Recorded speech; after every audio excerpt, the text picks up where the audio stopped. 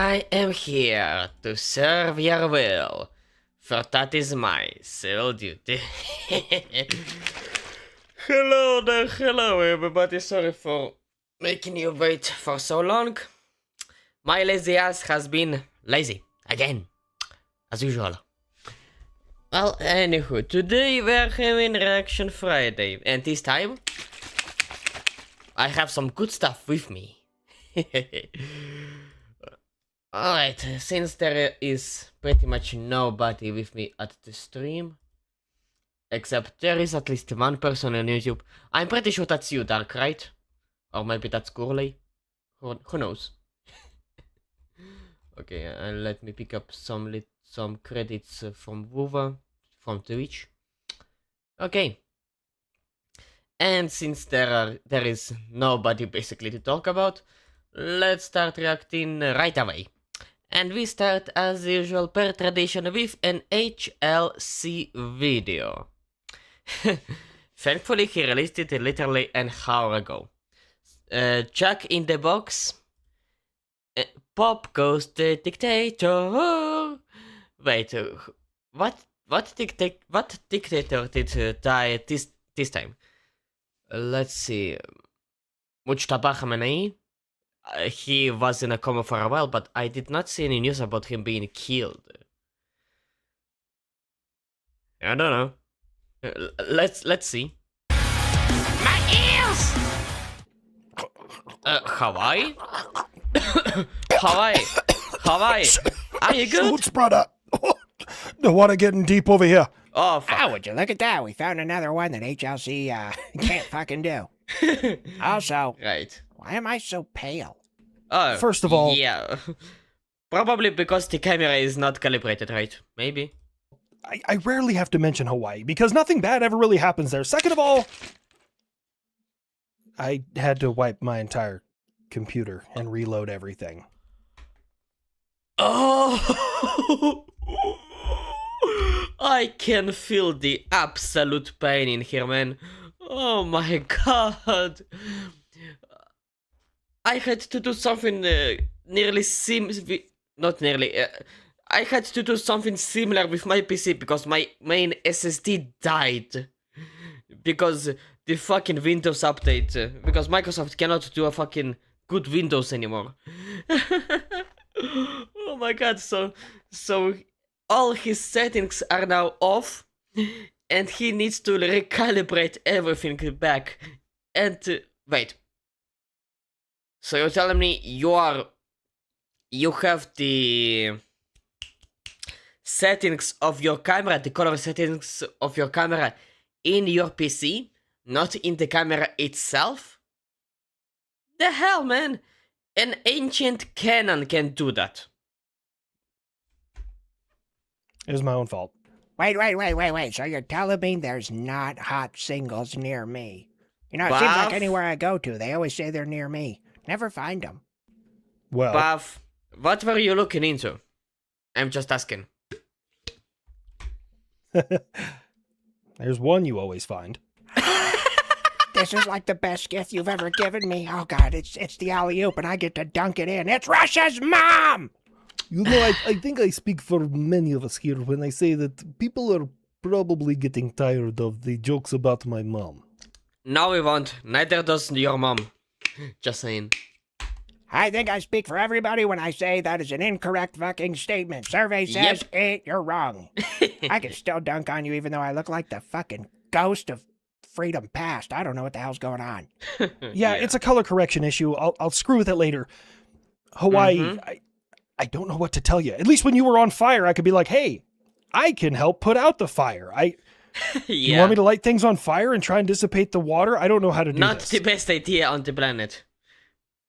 Not the very best idea. I know your Hawaii accent ain't that great, brother.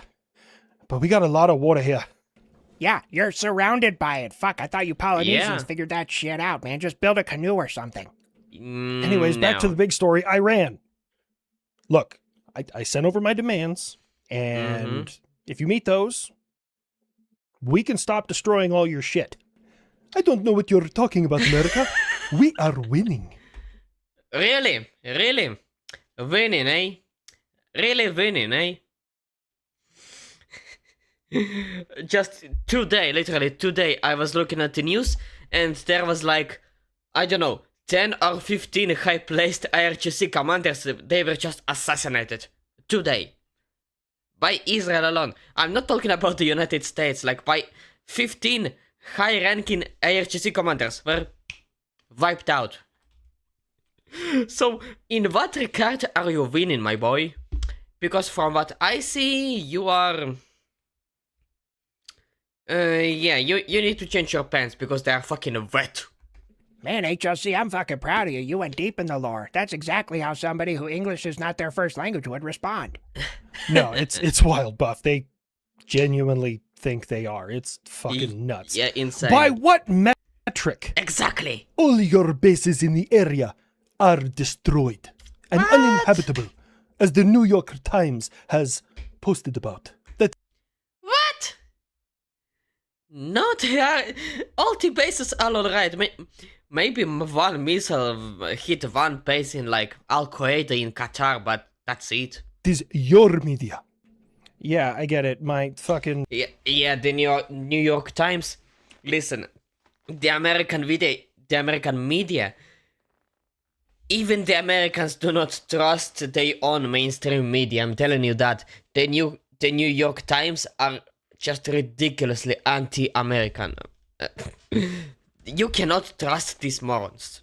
freedom of information and my freedom of media is really a crutch in this information war that we're fighting right now, because let's just put it in perspective. The 31st of March, you should post about it on Twitter. I plan on it, is the like 20-something year, 25-year anniversary of when Gerardo Rivera literally drew out American battle plans on the ground and then was promptly kicked out of country by the United States Army. That's a real thing. People don't forget. Damn. Useless, big-nosed fuck. Anyways, look, you've lost hundreds of people. Yeah, multiple Ayatollahs. You've lost all of your air capacity. You've lost all of your navy. There's like 120 ships on the bottom of the strait right now, or various locations in the ocean, Red Sea, etc. You've lost all your air defense capability. You're not fighting back. Your missiles and drone launches have... I'm just letting him yap around, and then I want to add something on top of that. Reduced by over 90% at this point. Just agree to the terms, man. Yeah, and on top of that, America literally on this week, and even the previous, they were what was the word? Transporting. They were transporting a lot of special forces units to Diego Garcia, or something to the area, or somewhere to the area of the Middle East. And around those special forces units were the 82nd Airborne, Delta, there was another one, I think it also the Green Berets, since it's the Delta, might pick up the younger brother along with you. And also the 160 SOAR. With just to anybody who wants to know, and I also found out about it like a few days ago, no special operation is carried out without SOAR, without the Night Stalkers, because they are the only one who fly a fucking helicopter. Like the Killer Egg, the Chinook, like they... Among the special forces, they are the only people who are doing that. So yeah, Iran is absolutely fucked. Your terms are unreasonable. And what are those terms? Like, open up the Strait of Hormuz first of all, or we will bomb your main energy plant. Is that the unreasonable term? Just saying, hey, unfuck this or I will fuck this up? Right. To practice that several times to get it out. They're unreasonable. You're never pursuing a nuclear weapon, but everybody else is allowed to have them, including the Jews? That is called incompetence, buddy. We managed to keep, like those who succeeded managed to keep it in secrecy. You just failed, and you were too late. Hey, I was not part of this conversation. Yes, you were! You're part of the entire operation, you yarmulke-wearing genocidal Zionist! I heard these two last words so many times, I am just... My guy, can't you get more creative? Like, can't you create a new insult? Because what was the You're part first of one? the entire operation, you yarmulke-wearing genocidal Zionist! Nah, Grandpa Puff's Yarmulke Bandit was way better. And when you think about it, the rest... so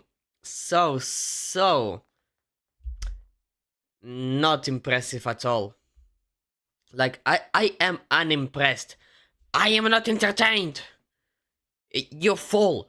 You cannot make a more creative insult. For God's sake. I am literally pissed not at the fact that you're calling me dot and dot, but at the fact that you cannot make a more creative insult, like to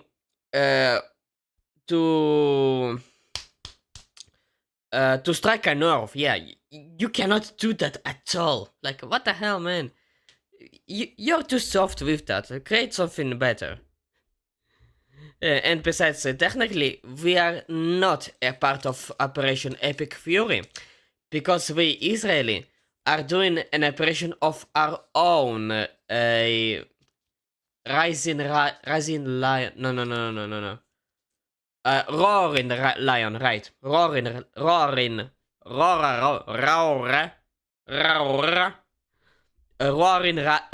Lion. Yes. My tank. And, America, we are still fighting back.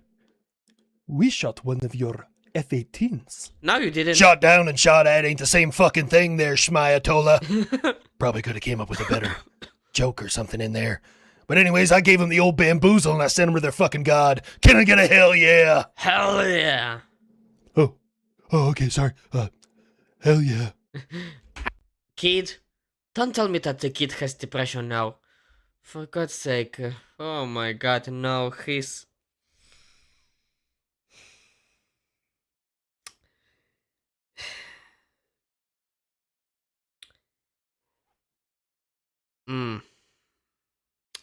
The kid is about to rape an Su-57. Ah, shit, kid, what's wrong with you? You seem upset.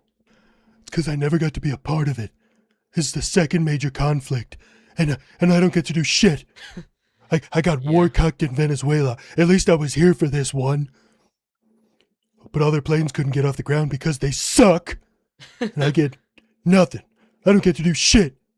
Ah, kid, everyone's job is important. Think about it, like cooks in the military. People don't think of that job very often, but you really have to feed people. So, I mean, they're as much a part of the war effort as everybody else. But I wasn't designed to be a cook. I was designed to be a weapon of war. Well, I tried. You shit all over my analogy. I guess maybe get a foam finger and stand on the side and say Grandpa Buff is #1, because I'm stacking them fuckers up. Will you two stop? Now... Anyways, Iran, I don't think that any of my requests are unreasonable, okay? I mean, really, just don't have nuclear weapons, turn the country back over to their people. I mean, my goal is to stabilize the region, stabilize shipping, and everyone's happy. And what about the one that said you need to have a room reserved, a penthouse at all times, so that a plane can share it with Russia's mom whenever he needs? What? Buff! I'm trying to pursue peace here. You think I'm not? Shit, give me what I want or I get to keep killing people. Oh shit, that's like two of the best things in the world. We have all the talking power right now. Be like, give... But for God's sake. At first I was thinking maybe Trump put out something outrageous in the requirements or like whatever it is, but no, it was Buff. Wait, that would imply that Buff is in cahoots with President Trump. Buff and President Trump are homies. Let that sink in. Give me all your oil, or we're gonna just keep blasting the turbines off of you fuckers. You know, I hate to say it, but the War Machine actually has a point. I mean, I really can ask for whatever I want, and either that or I have to keep hemorrhaging money, destroying everything you Demands. That's the word I was looking for. Demands. have. This is getting out of line. My fucking mother? Yes. Yes. Slavic special aid. Buff has been fucking your mother for 3 years at this point. Don't you finally get it? She's a nice lady and deserves to be treated right. And I hear Tehran is not. No, actually, I didn't hear it's nice this time of year. I Not hear really. it's nice. Fuck, it's really never nice. Look, I've been in the Middle East a lot over the last 20 years, and to this day, I have no idea who the fuck was cruising across the desert and their camel was like, yeah, this is nice. I want to stay here. Fucking weirdos, man. But anyways, Iran, bombings will continue until freedom improves. Yes. America! And hold your horses there, United Kingdom, or Oh? donkeys, or camels, whatever you are into now. The nation of Germany is going back to the roots. What? We realized that the rampant refugees, put that in quotations, yeah, coming into our country are not really participating in doing good things for Germany. So for the next 100 days, we will be participating in the largest deportations in our country's history. What? Germany is getting based? Wait, really? Germany? Of all people, Germany is finally starting to get based? Well, to be honest, they didn't really have a choice but to get based again because, yeah, probably those illegal immigrants were eating a lot of the budget. But holy damn, they are getting based again? Let's just hope they will not go into the other direction like they did back in the 30s and the 40s. On the other hand, they don't have enough Jews for that, so here's that. Yeah, I guess that checks out because the 1940s wasn't really deportation, it was more extermination, so that's fair. We will also be closing our borders to any new coming refugees. Great. He said coming. Sweet. Getting Wow. back to your post 1940s roots. Yeah, no, I'm all for that. That's totally idea. awesome, man. So you want to help me open up the strait or no? Nein. Oh, We are come not on, part man. of that conflict. We must focus on the things here in Germany. You know that the oil is critical to you and the rest of Europe, right? Alright? Eh, win some, you lose some. Anyways, UK, what are you upset about this time? You're getting ever closer to a military police state. You The US has been a military police state for the last 70 and something years. Did you really forget the entire Cold War, buddy? What the hell? deployed, I believe that's the right word for it, immigration and customs enforcement to several of your airports in the United States. Alright, good idea. Deport the illegal immigrants the moment that they will, they enter the country, then the minute they are in the airport of the country. If you just, when some immigrant come over, ICE is showing up. Hey, hello there. Let me see your documents. Oh, you're illegal. Okay, guess what? Hop on into this car. Stay with me for a minute. I will organize a cell for you, and then you will be deported back to the shithole you have come from. Okay? And goodbye. So you're replacing people who aren't getting paid by people who are. I believe the people who aren't getting paid fall under some level of indentured service.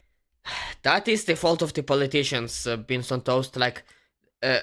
I did not know that the airport guards or TSA or what or whoever those are. I did not know that they are not getting paid because the government cannot figure out what they want. Jesus Christ! But to be fair, that's the fault of the government, of Congress and those retards. They have no idea what they are doing. Servitude or slavery. That's not fair. I don't think ICE is getting paid right now either. That's even worse! What are they gonna do? Start arresting people as they're trying to go through security? They are the security, you idiot. Hold on. Let me just understand this real quick. So legally, you're required to have photo ID and or passport to get on a commercial flight in the United States and most other countries. Yeah. But it's racist if I send additional federal officers to help out. That's weird, man. Yeah, very weird. And that is super... Oh, sorry about that. And that's super soft security in comparison to that of Israel. For those who are coming from other countries to Israel, in comparison to that, what HOC just described, it's super noob level security if you put it in a way. Yeah. Super simple, super weak security, whatever you like. This real quick. On a commercial, that's weird, man. Because of your rash America First policies, your entire tourist, what the fucking word is I'm looking for? Tourist group, entity, income? Fuck, I cannot find it. We're just gonna leave this in here. But your entire tourist, whatever, is collapsing. Alright. America did not base its entire economy on tourism. So, it's alright, whatever. Not everywhere, yes. Las Vegas, LA, a lot of these places are experiencing a decline in tourism. But you know what the worst one is? I actually just learned this. New York City. 17% decline.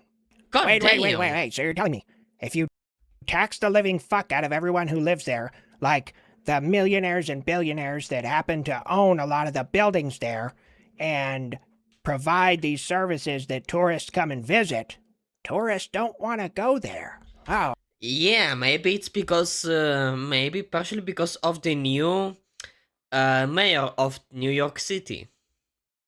Who the fuck? Wow. I'm sure there's no fucking correlation. Yeah. I got it. You have your own personal disagreements with the Mayor Mamdani. However... Yeah, I have disagreements too. I am not American. But I have a lot of disagreements with him too. He's an absolute retard who does not understand that nothing in this life is free. Absolutely nothing. He wanted to open groceries, government-supported groceries. He wanted to absolutely kill competitive grocery stores. He wanted to kill competition by just making a better option. In theory, a better option. If I can deal with it. That's stupid. Wanting him to fail is like wanting the most densely populated area in the United States to fail. Why would you want that? To show how retarded he is. I have a few reasons, but unfortunately all of them are too racist for this video. No, there's another reason. New Yorkers and Californians are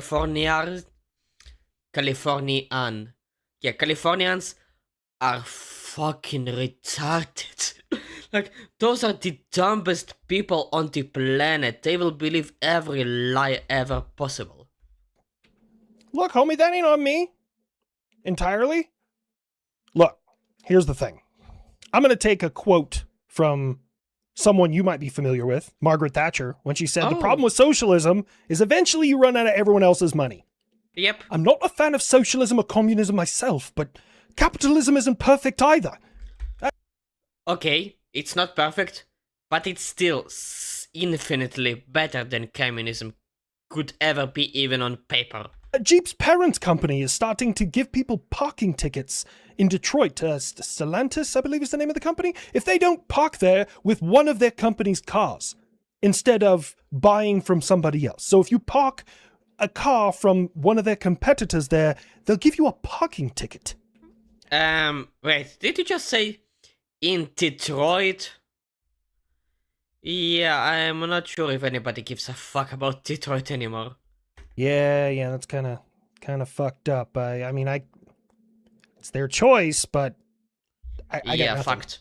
Honestly, Uncle Sam, I'm going to be totally real with you. That means capitalism's kind of out of control. Hey, that's straight DEI right there. Yeah. How is it DEI to tell people that they need to park your company's vehicles on their company property? Oh, okay. I got to expand a little bit. Well, I'm going to explain it as since it's Jeep's parent company, you give your employees two choices. Wow, words are hard. They can either be gay or get a ticket. That's fucking wild, man. Just a bunch of Yeah. lesbians and gay dudes with a bunch of fucking ducks on their windshield and giving each other some special kind of wave. Yeah, for the record, just so you know, Toyota, at least back when my dad worked at Toyota, they did not have such a policy, like at all. Like my dad back in the day, he used to drive on a Honda Civic, and then on a Mitsubishi Pajero. While he worked at Toyota, and the Pajero he bought the car that is now mine in 2022 or 2021. He still worked at Toyota at the time. Now he is working at Geely. Yeah, the Chinese Geely. He's now working at Geely. He's now driving his own Land Cruiser Toyota. Yeah, he bought a Toyota like in 2023, I believe, because it was a bargain basically of a car. And Geely do not have that issue either, apparently. Stop it, Buff. All I'm saying is if, the 1980s AIDS epidemic has taught us anything, also known as Queeroshima. And we're gonna stop.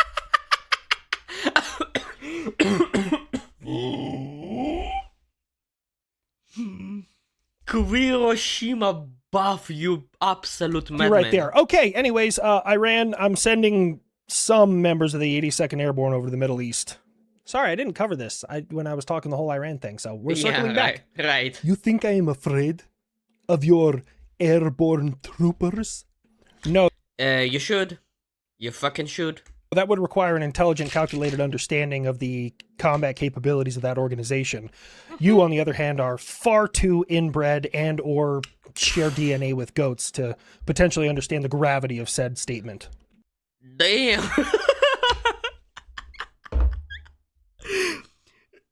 No, the nerd is just... He's on fire lately.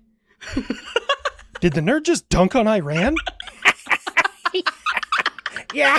Oh, man, he went full fucking auto, man. Yeah, full auto nerd, holy shit.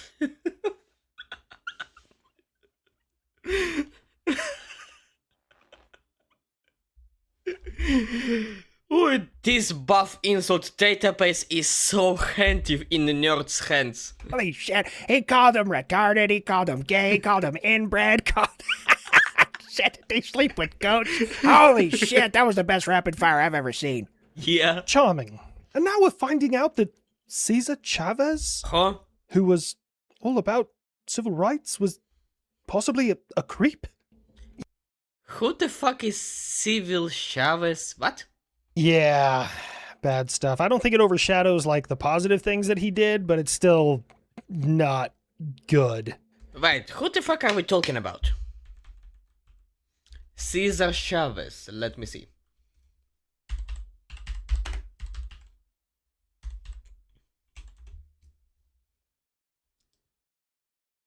Okay.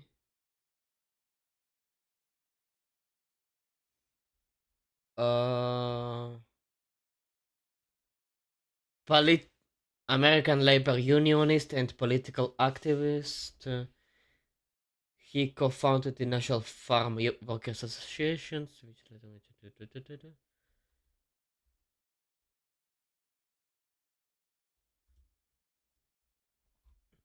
Cesar Chavez, a civil rights icon, okay, is accused of abusing girls for years.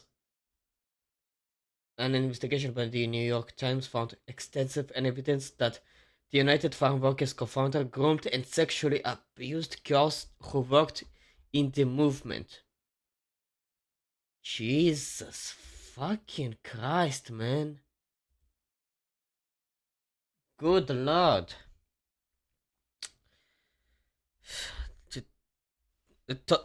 Talk about fucking dualities. Cesar Chavez, who was all about civil rights, was possibly a creep? Yeah, bad stuff. I don't think it overshadows like the positive things that he did, but it's And I don't know. I did not know who that guy was until now. So for a person who is now looking into that information, yeah, that will overshadow everything he did in the past. still not good. Not good at Gosh, all. man. Kid? Uh-huh. Oh, that's Franklin. Yeah. Franklin says never meet your heroes because they'll do things to you that rhyme with grape. Fair. Absolutely fucking valid. Yeah, even I don't do that. Now, I may be a murderous war machine that's 70 years old, but consent is sexy, baby. There are good things in the Good news. idea. What Sort else? of. Good for Hey. me, not really good for anybody else. And that is? Lock dog, tell him. Huh? So we started noticing how simple concealment has gotten of high yield systems. So we put a Grizzly launcher inside of a 10 by 10 foot storage container that Okay, can so fire what? either Hellfires or JAGMs, Joint Air Ground Missiles. Mhm. And they have onboard seekers so they can find their own targets. Oh man, it's cool. You guys really should see it. It's awesome. What Huh. in the bloody hell for? I mean, I don't know. Yet, war stuff. Maybe? Listen, Uncle Sam, I got it. I'm Boeing. I'm not Lockheed Martin, but you have an opportunity to do the funniest thing ever. You could have put a big hand crank on the side and make the world's most violent Jack in the Box. Oh, that's just horse shit. You see, the federal government gets more and more toys and more missiles, and John Q. Public can't even drive down the highway with some dummy missiles in the back of their pickup truck until they get pulled over by somebody. Hey, Florida. Listen. The IAF, Israeli Air Force. Recently, we found an ancient warehouse with a shit ton of ancient, old, still functioning dummy bombs from the time period when we feel still in a war with Egypt. Those bombs are like 50 to 70 years old. They still function. They are absolutely stupid. We have a lot of them. We can share with you some. Do you want some? Do you want to get some dumb bombies? Okay, I'm just fucking.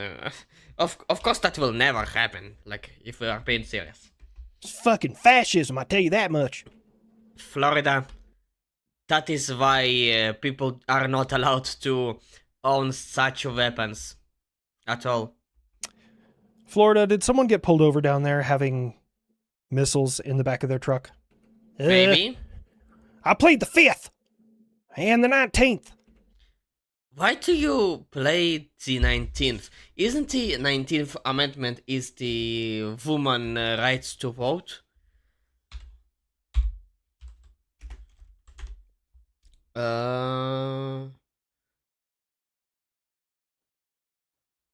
Yeah, and the 5th is... Oh yeah, the right to remain silent, I guess. Okay. The 19th gave women the right to vote. And they've been fucking it up ever since. That's a joke. I mean, it's a joke, but also the joke says the truth. Just saying. I have to walk into this. This joke was written a while ago, and it's a very good joke.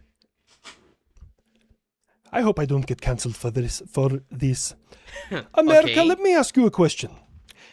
Let's say I follow all of your rules, all your demands, and then you are in control over here, and your favorite little lapdog, Israel, turns against you. Ah, that's easy. I don't think that will ever happen. No, that would be the dumbest idea ever at all. You see, we have a large population of Jewish kryptonite here in the United States. Yeah, we'll just send all the African Americans over there to fight them. They're immune to credit damage. What?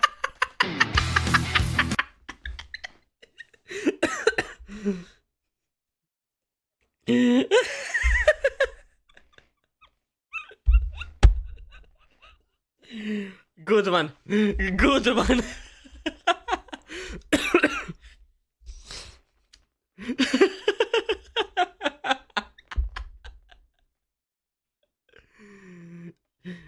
Industry, the word you were looking for is tourist industry, right? Joking about Russia's mom will never get old. And Russia's mom herself will never get old either. Because when you are with Buff, you are forever young. And you forever have potential.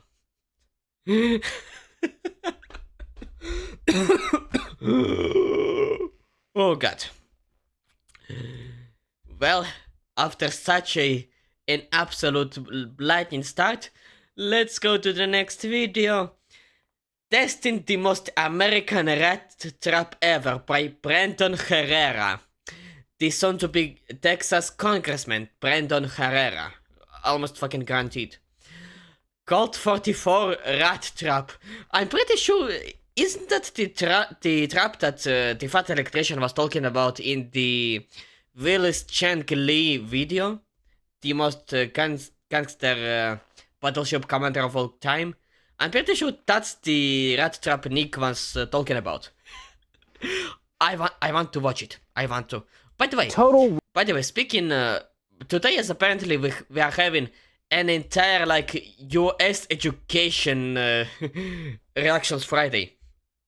Yeah, I will be calling later this stream Reactions Friday, American Education Edition. Pretty much. Okay, let's get to the video.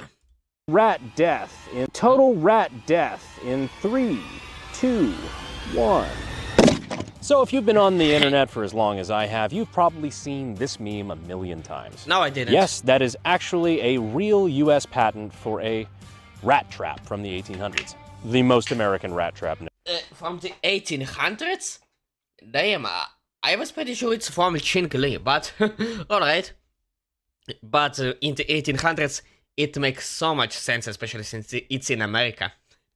Known to man. But one of you guys sent me a message asking...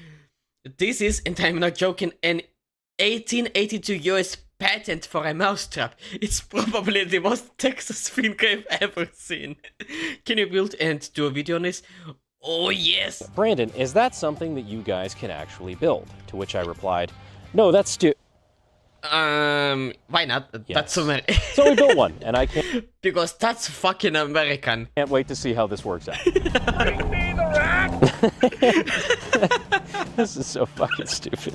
Help! I only wanted to teach a human how to cook linguine. So what we have here is the star of the Pixar animated film, Ratatouille. But aside from that, we have a contraption that we built to somewhat mimic the photo from the patent. This right here is a cap and ball 1851 black powder 44 revolver. Okay. And this is our, well, it's our rat. It's our test subject, our first victim. So essentially what the boys in the garage have rigged up is a contraption that allows us to take a rat trap here, and as soon as a rat meanders onto it, it triggers the trap, which then triggers this string to become tight and pull the trigger on the revolver, which would then fire and... and we have a dead rat. We have a lunch for the cat. Hopefully the cat will not step on the rat trap too. It's absolutely smoke check this rat. And in case you're wondering if this is real or just an internet meme, oh no, it's very real. It was from a patent filed in 1882 by James Alexander Williams. And before you ask, yes, he was from Texas. Of course he was. Of course it was Texas. Anyway, there's a patent for a mechanism that, well, verbatim quote, by which animals which burrow in the ground can be destroyed. It Damn, the man definitely hated rats. also Honestly, fair. Rats are absolutely like the only good use they are having is motivator for cats. suggests that it can be used on any, quote, person or thing trying to open a door or a window. I believe current state law calls that man-trapping. He also... Holy shit. That would be peak hospitality for a Texan. Just telling. touted the extra benefit that it set off an alarm when it goes off so that it can be reset. Yeah, I'd fucking think so.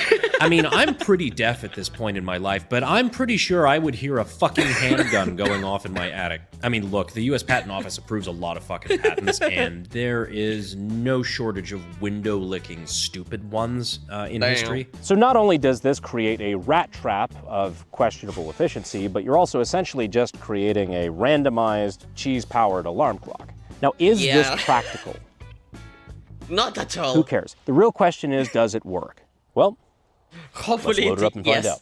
Hopefully Now, the frame on that revolver is made of brass. And I definitely have plenty of brass and lead in my portfolio for sure. But those aren't the only two precious metals I'm invested in. Specifically, gold and silver. And dear God, if you looked at the price of silver, like just in the last year, it has quadrupled in price. Like it went from like $30 to now at time of recording, like 110. Even gold like doubled in the last year, like 2,700 to 5,300. If you're understandably looking for a way to diversify your portfolio, silver and gold may not be a bad call. And that's why I'm actually really happy to have partnered with Lear Capital. Now the question is, have we missed the boat on silver and gold? Something I've actually talked with Lear Capital about directly, and their answer is no, and actually I kind of agree. Because of their inherent value and their usefulness, it's never going to be worth nothing, unlike paper money, which can very quickly become nothing. Yeah. Ask Weimar Germany.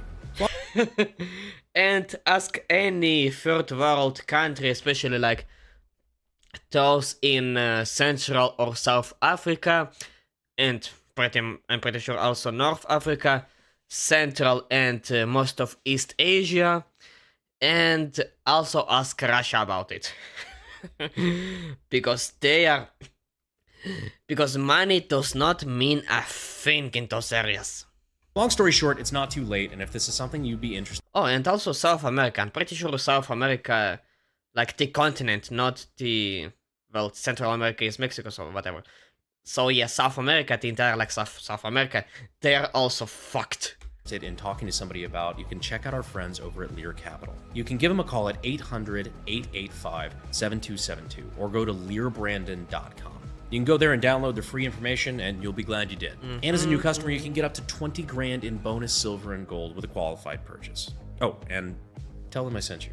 Again, that's 800-885-7272.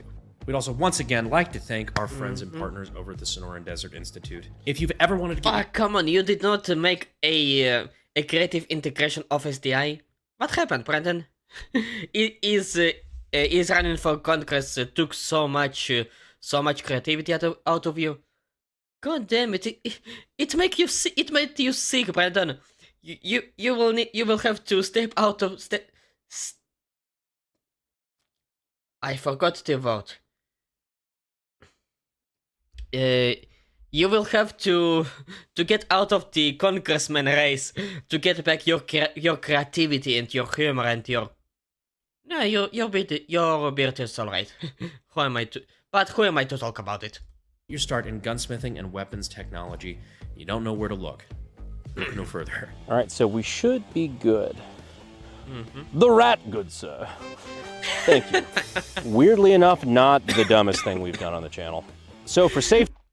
I mean, there was at least one dumbest thing that Brenton ever done, and that was to... to create a pipe gun on video. Oh my god.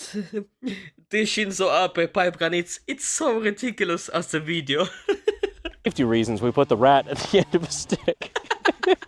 So for safety reasons, we put the rat at the end of the stick, and for PETA reasons, we've opted to use a stuffed rat. This is normally the part of the experiment where we say we have no idea what's about to happen, but I've got a pretty good fucking idea. And After the rat, he must do a white claw penetration test. He has to do it. And total rat death in 3, 2, 1. Oh! Well, Oh, well, well, the rat is definitely dead.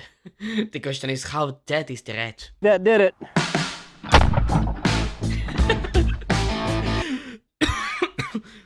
Yeah, he will need to strap some piece of wood or something to nullify the recoil and make sure that the gun will not just fly off the next time.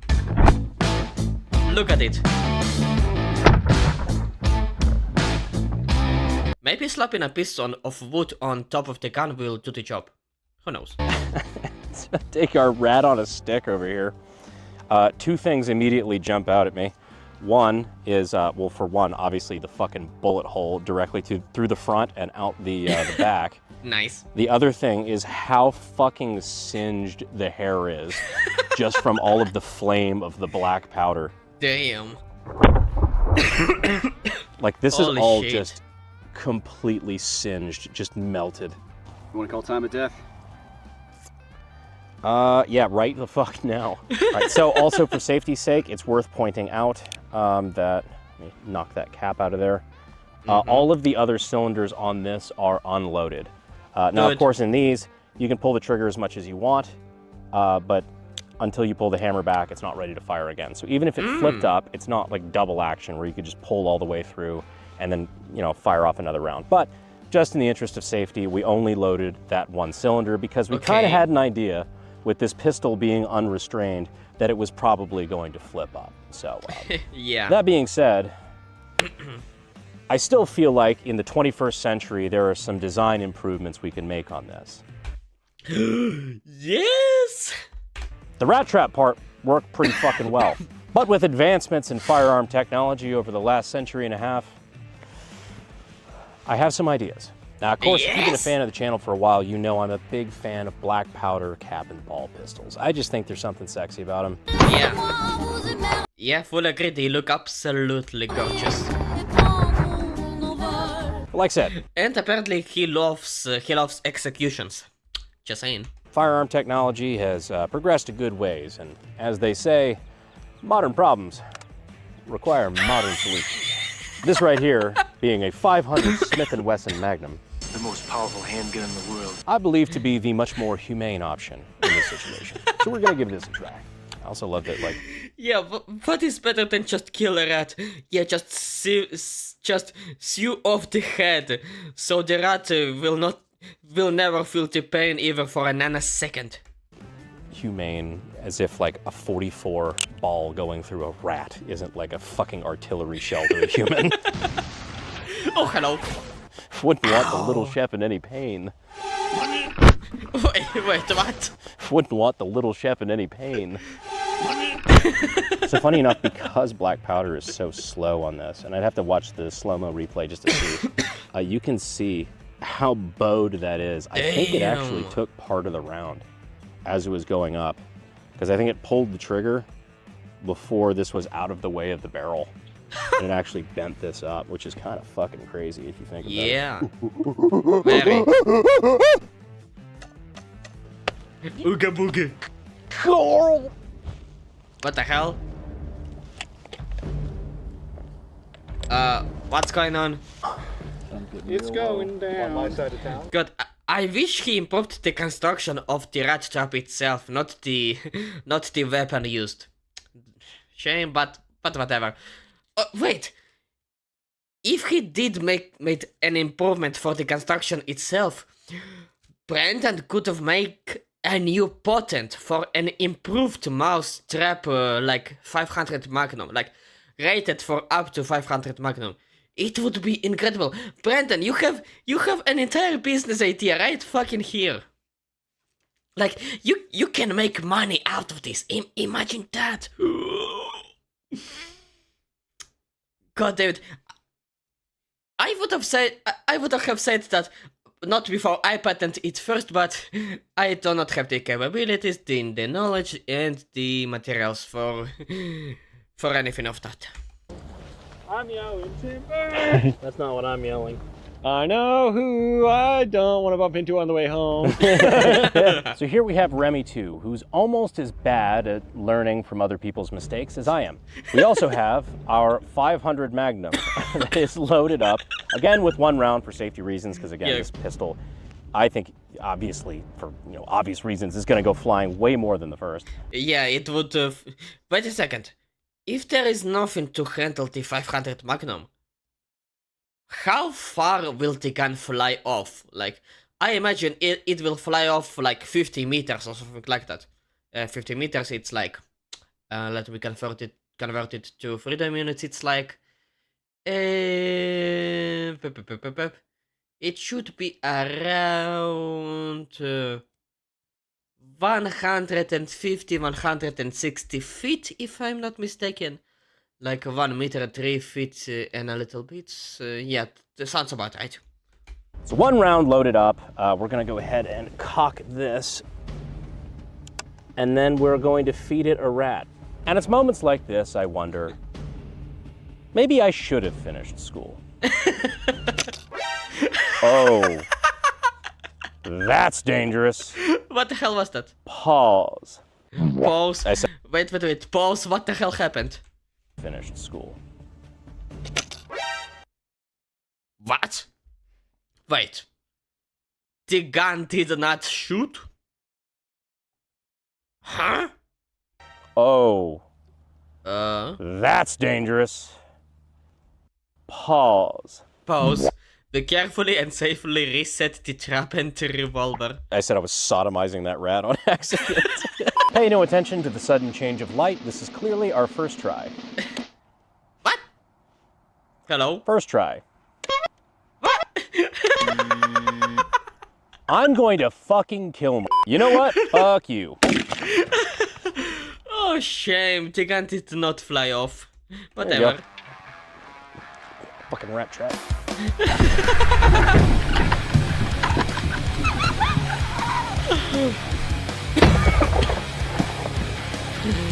Now question, how big is the hole inside the rat? In and out of the rat, yeah. Now, if this rat trap seemed a little convoluted for you, you can always just do it the old-fashioned way. Yeah, good idea.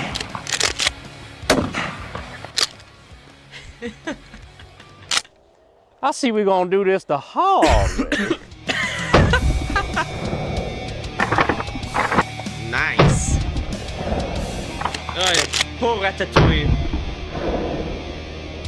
The Serbu Super Shorty. Great for killing rats, home invaders, child molesters, vibes at a party you weren't invited to, whatever. So results, Yeah. I mean, somewhat inconclusive, but it still worked. That man is dead! I think if we built this out to, obviously use the same firearm every time, same tension, everything like that, a little bit more, well, we threw this together with 2x4s. As a finished product, yes, I could definitely see this working. You also have a fucking loaded firearm going off inside of your house, or barn, or library, wherever you put this. But all of this is just predicated on a question we haven't yet answered. Would a rat really be dumb enough to fall for this? Ooh, cigarettes. Well, I hope you guys... Trout, for God's sake. Look, poor man.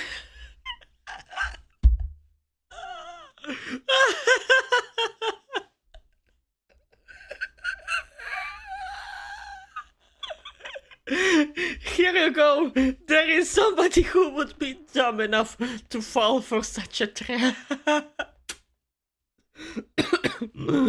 Oh my God. Enjoyed this video. I don't know if it was necessarily very educational, but we still all had a good time doing it. And like I said, this meme has been going around the internet forever, and I really wanted to see if this would actually work as an effective rat trap. Jury's out on that, but it seemed to work when it worked. Those rats are dead as fuck. Anyhow, I appreciate you guys for staying all the way to the end of the video. I hope you enjoyed it.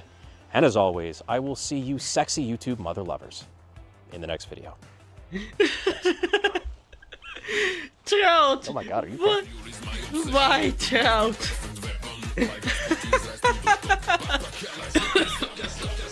Oh Jesus. Okay, let's see the bloopers. There's a lot of them.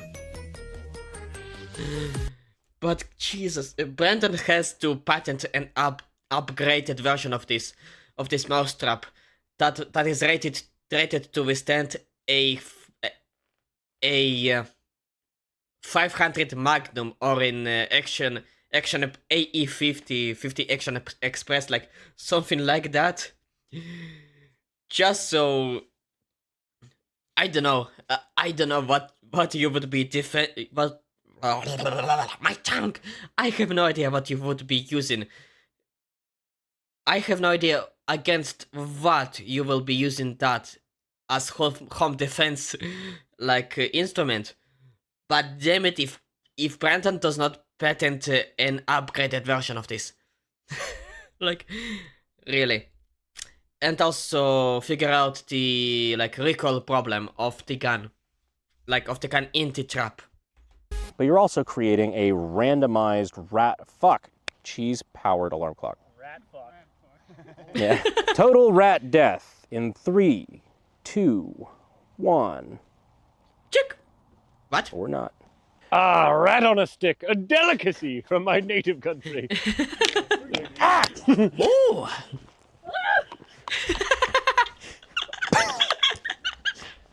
Hit his penis. Poor orange. You ever wonder why nothing gets done in the shop? It's my pet. Boy, Oh, how cute. makes me crank it crazy so. A cute trout. This. Oh, I almost said the N-word. Damn, that was brilliant. Is that a gun in your back seat? No, sir, that is my rat trap, officer. First of all, that's a 50 BMG. Brilliant. What's up? Oh, hello there, Blackout. This version of Home Alone would have gone crazy. Oh my god, it would have. I know a good 6-minute video worth reacting to. Okay. Send it to me on Discord. Oh, Jesus Christ. I need to go to pee for a second. I'll be back in a minute. Transformers have weird names. Wait a second. I know that video. I think I watched that video.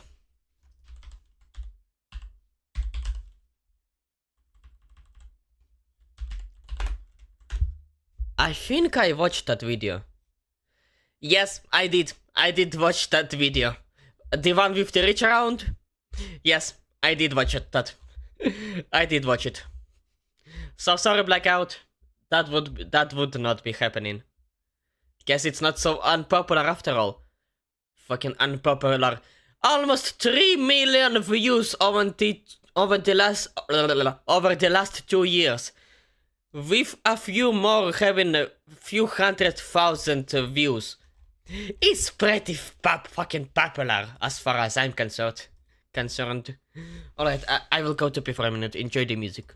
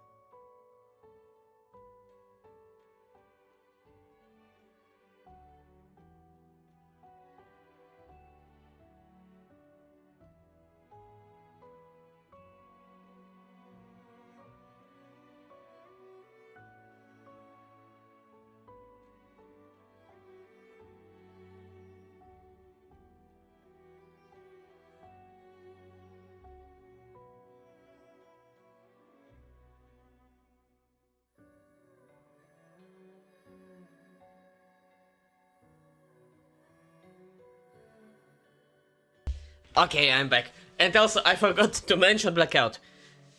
Back in the day, I used to be a Transformers nerd.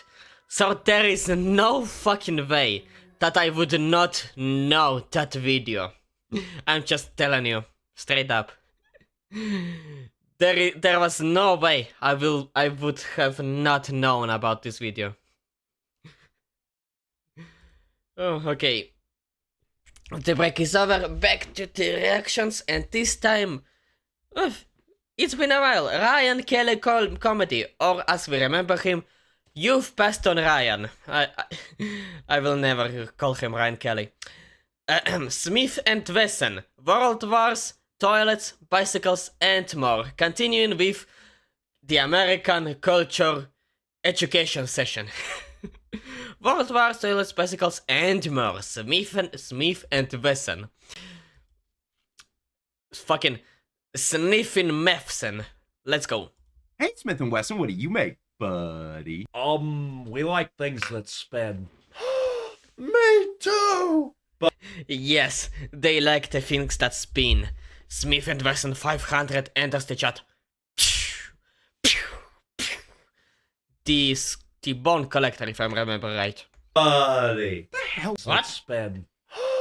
Me too! Buddy. The hell is going on? The hell? Well, our founders, Horace Smith and Daniel B. Wesson, perfected the first reliable self-contained metallic cartridge, the 22 short. Wait, you invented the Oh. modern bullet? We put it all together and perfected it. And then we Really? built the first revolver that could fire it, the Model 1. Real creative name? Wait, the Model 1, let And him then look we at built that. the first revolver that could fire it, the Model 1.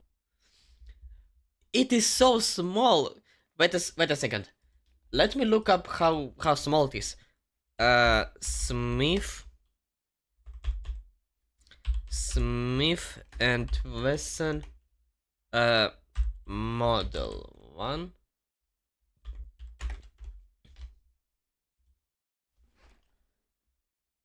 It looks so small. Like, how small it is in comparison to a human hand? That's my question. Oh, here it is. Look at how small is that? Pop. Wait a second. Where is a bigger picture of it in a human hand?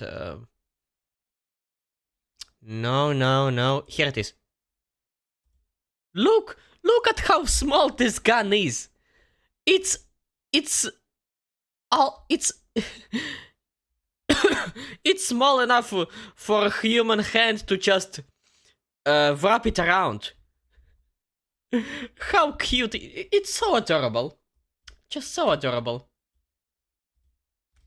By the way, for YouTube or Twitch, the gun was empty completely in that picture. Let's continue.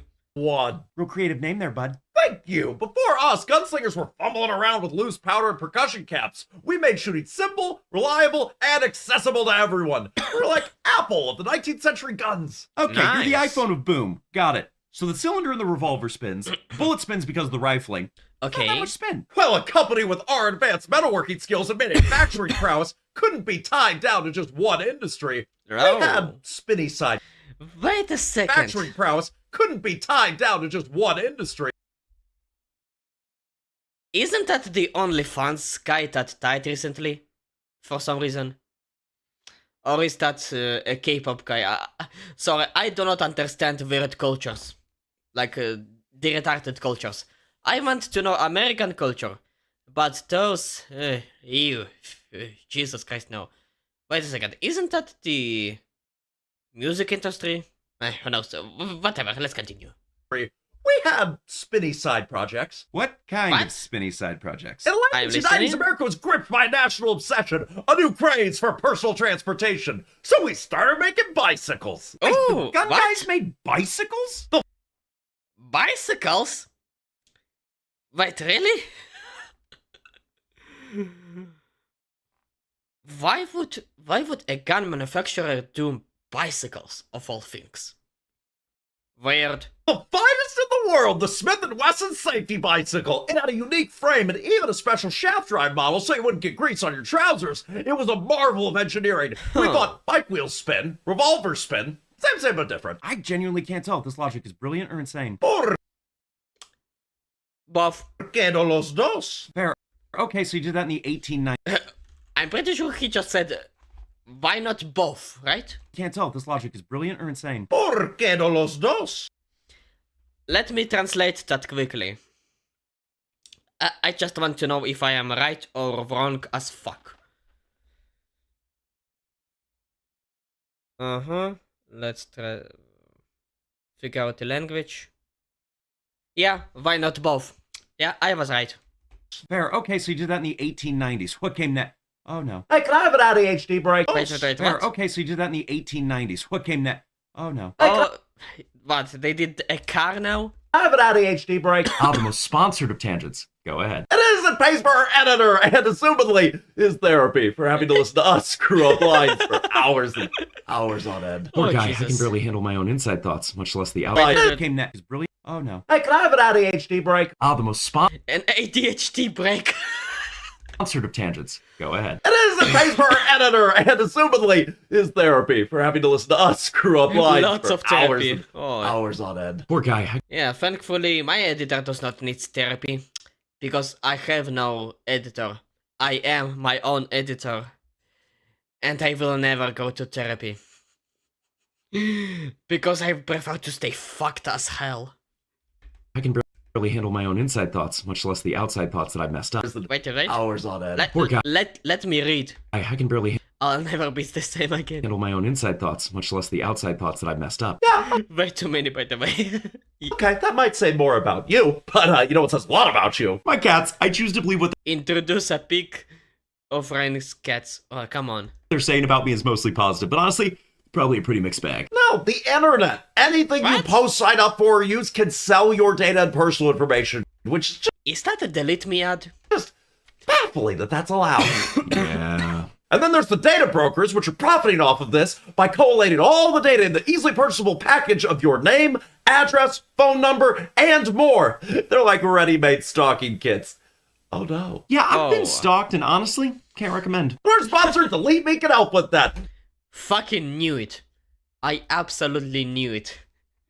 Fuck the Fat Electrician experience, ladies and gentlemen. They send hundreds of takedown requests to data brokers telling them to lose your data. And legally, they have to. I can really swipe or no swiping my data. You can, but if you did it yourself, it'll take dozens of hours. And Delete Me takes care of it for you. Nice. Okay, you wouldn't tell me about this if there wasn't a discount. Correct! For anyone who might be eavesdropping on the conversation, if you want 20% off Delete Me's consumer plan, you can use the code Ryan Kelly or use the link in the description so that you can be a little less findable. I did try to use Delete Me back in the day, like somewhere. I'm pretty sure it was a year ago. The only problem I had is that Delete Me apparently does not work outside America. Like outside the United States. So yeah, Delete Me. If for some reason an employee of Delete Me works, Let me gather my words again. If an employee of Delete Me for some reason watches this video, please start working, what it's called, operating outside the United States, please. There is, like, in Europe, in Israel, yeah, like, people do need this a lot. Especially the Europeans, I'm pretty sure. Like, please start operating more places outside the United States. I would be really happy. Just really happy. Thanks to Delete Me for sponsoring this video and keeping us rolling. All right, buddy, back to guns and more. World War Waters, we say when the Kaiser and Oh. friends did more marketing for us. Okay, what'd you make? Well, since the U.S. likes to be fashionably late to world wars, we sent tens of thousands of our .455 hand injector revolvers to the Brits and the Geneva Convention-loving Canadians. 455. Why the weird Huh? caliber? No, they're British. They put beans on toast. Who knows why they do what they do? But Yeah. the .455 caliber was 11.5 millimeters, so that thing hit like a big, slow freight train. Okay, so America pops in and... They were like, we need more sidearms, and we showed them our .455, and they were like, well, okay, not like that. And then they showed us the incredible Colt 1911 and its 45 ACP. Absolutely gorgeous. And said, make it shoot that. So we made 150,000 M1917 revolvers. Wouldn't a Damn. revolver be bad for war? Because, 6 shots and then really long reload time? Yes, it would. Yeah, And that's why kinda. Joseph Weston invented the half-moon clip. Just The a what? stamped piece of metal that could hold 3 shots and eject 3 spent cartridges lickety-split most of the time. Okay, one quick Okay, question. yeah. What do you mean most of the time? Well, moon clips are just a stamped piece of metal. So if they get a little bent, they could, make the revolver not cycle or be tough to remove. It was kind of a gamble. Do you want to reload slowly or fastly with the caveat of maybe not at all? Okay, so what Yeah. next? Well, after World War I, Yeah, I would rather just reload slowly and to just master reloading of a revolver to do it as fast as I would load a magazine. Yeah. Or a clip at the time. the demand for military arms dropped off a cliff. We had all these factories and skilled workers, so we had to pivot. We looked at the modern American home and asked, what does this need? A revolver for every man, woman, child, and dog? Not for Yeah. the cats, obviously. Oh, we use it way too often. No, it needed clean clothes and dishes, so we What? started making washing machines and dishwashers. How do you go there? Washing machine buddies. Spinning. Are you telling me that for a while Smith & Wesson was a home appliance company?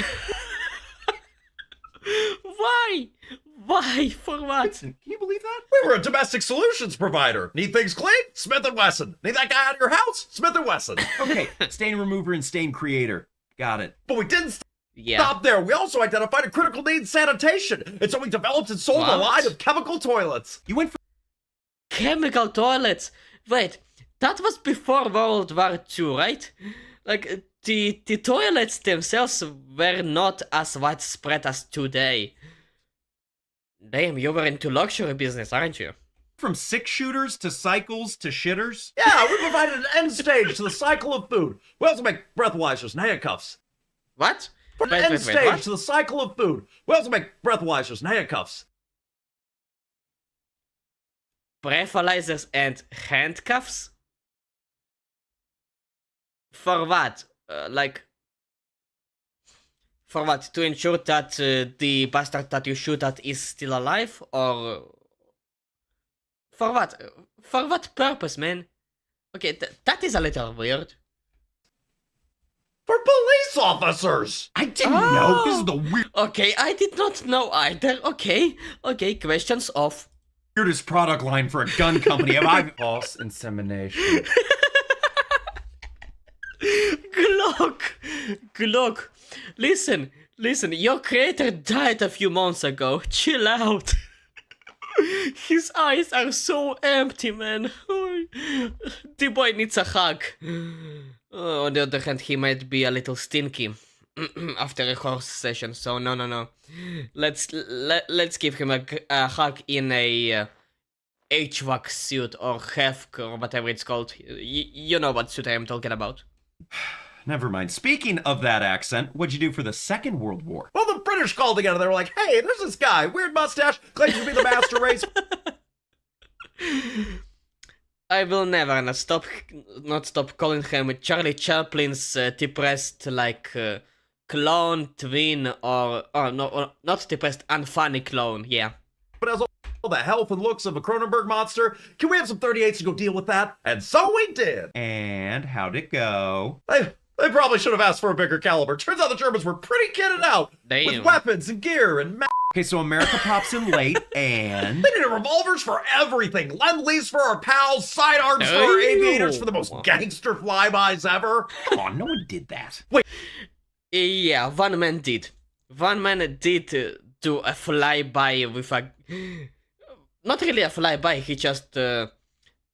He first ejected from his downed plane, and then a Japanese plane flew past by, and the guy just shot off the Japanese pilot while he was just what's the name? Just going down with a parachute. You know what I mean. Wait, ADHD tour. Owen J. Baggett had a parachute from B-24. Exactly. That one moment.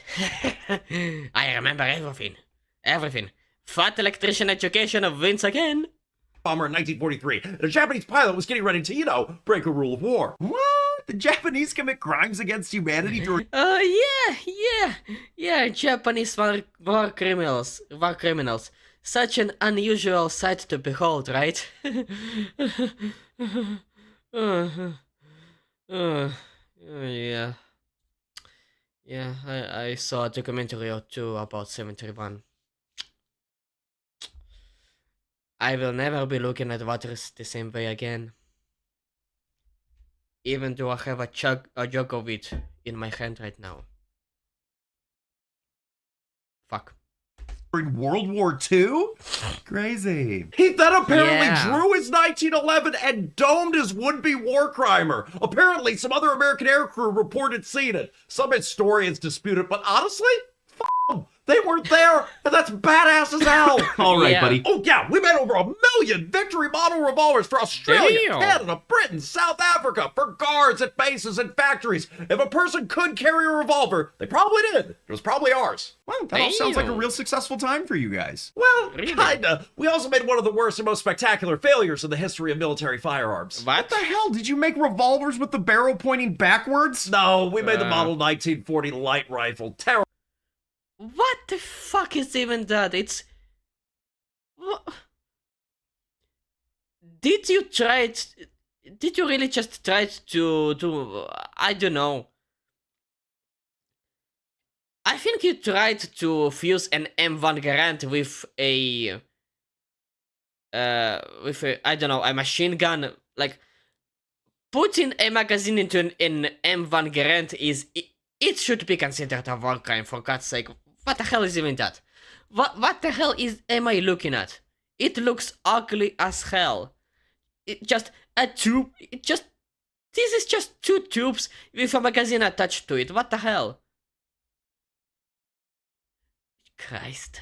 Terrible from start to finish, horribly complicated, wildly unreliable, and prone to breaking. The British wanted something they could airdrop to resistance fighters, but the only resistance this was going to provide was as a paperweight. Yeah. Not good. Yeah, at the end of the the war, the British took all but 5 of these that we sent them and cut them in half and yeeted them into the sea. Honestly, I cannot blame the guys. Cannot really blame the British, but on the other hand, yeah, at the time they did not know that this could do a little damage to the ocean. Whatever. Those are the British. They do all kind of fucked shit. Ah, message received. Yeah, but hey, we were finding ourselves. By the way, do you need a submachine gun? I got a Model 76 here. It was meant for Navy SEALs. Ew. What? Yeah, Navy that was SEALs? most people's response. Eventually, we always went back to our first love, things that spin. In the 60s and 70s, we made a ton of J-frame revolvers, like the Model 36. They were affordable And cute. I'll be honest, this short barrel, it looks so cute. easily concealable. Wait, do you mean the Saturday night specials? Didn't those get heavily associated with crime and... We prefer the term Oh, come on. democratized personal defense options. We also worked with TPTO. Okay. Albert Keith to develop a new extremely powerful cartridge and revolver. This became the 44 Magnum and the Model 29. You could Nice. say it would make my day. Ah, Clint, got it. What happened after that? Well, our commitment to the community eventually got us into a bit of hot water. By the What? late 90s, gun violence was a big topic. Cities were filing massive lawsuits against us and other manufacturers. And at the Oh, time, fuck. we were owned by a British company called Tompkins PLC. Wait, the Oh, knife crime what? people sold gun crime? We also make knives. What?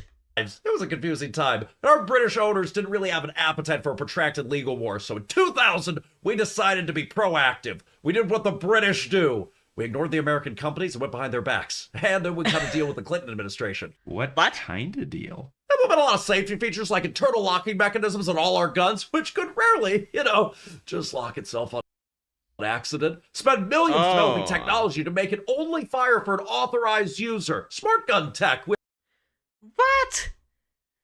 Face ID for the gun? You cannot be fucking serious. which never really worked. And we'd Not only at all. sell to dealers who agreed to our special code of conduct. In exchange, the government would drop the lawsuits against us. We thought it was a brilliant business move. Not at all. You just overcomplicated the entire system. Like, for what? For what purpose? Fucking hell. I hate bureaucracy. I hate the government at this point. Just had to mingle around and fuck up all the good shit. The government of any country is the reason we cannot have nice things. This is the reason why we cannot have a V6, a V8, a V10, a V12s, a V12s in our Hyundai Accents, in our Chevy Cruze, in our Ford Focus. Like, this is the reason why we cannot have big engines in a small car. The politicians just fucking have to ruin everything. How'd your customers react to that? They saw it as the ultimate betrayal. The Clinton and Wesson boycott went nationwide. We were Damn. almost destroyed overnight. Our sales fell off a cliff and we almost went bankrupt. But good news, it was the last time that we were ever sued for our guns being used in horrifying things. It wasn't, was it? No. Nah. No, it wasn't. Not at all. Oh my gosh. Okay, so with everything going wrong, how are you still here? We were sold Good for question. pennies on the dollar to an American company that immediately and publicly trashed the entire agreement with the government. But we needed something big to let people know that we were back, baby. Nice! A based American company, yes? What was that? We created the Model 500. The ultimate thing that is spinning. Outside the 30mm GAU 8. Beautiful. Absolutely beautiful. What's the Model 500? It's not just a whole bunch of your Model 1 stapled together, is it? It's the most powerful Nah. production handgun in the world. It fires a massive 50 caliber round that can, and I quote our marketing team, take down any game animal on the planet. It's a hand cannon. It's roughly twice the power of a Desert Eagle. This thing is the gun you want if we invent time travel and you go back to the Cretaceous. You saved yourself by building a revolver that could kill a T-Rex. Exactly. We learned a valuable lesson. You can make things that spin. Revolvers, bicycles, washing machines. But when you need to apologize, you make the biggest spinny of them all. Then what the hell was GE apologizing for?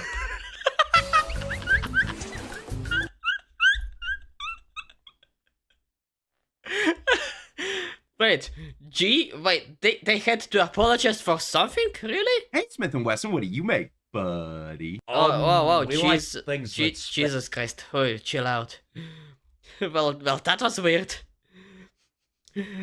Ryan, I am hilarious and you will quote everything I say. Damn. Smith and Wesson and G having a spinny body moment at the start what made me cackle. Yeah, it made me cackle too. It's absolutely wonderful. And yeah, it makes sense. But what was G? Why would G apologize for anything at all? Like, come on, man. You gave the most beautiful. GE You gave us the most beautiful thing on the planet. A 30mm beer bottle sized bullet. Like, it's gorgeous, it's beautiful, it's wonderful. Oh, never mind. Whatever. It's perfect. The 500, the Magnum 500. Chef's kiss. My tongue. Okay, I need to go for a minute. I need to replenish my water supply and also go to the porcelain throne. See you in a minute and enjoy the music.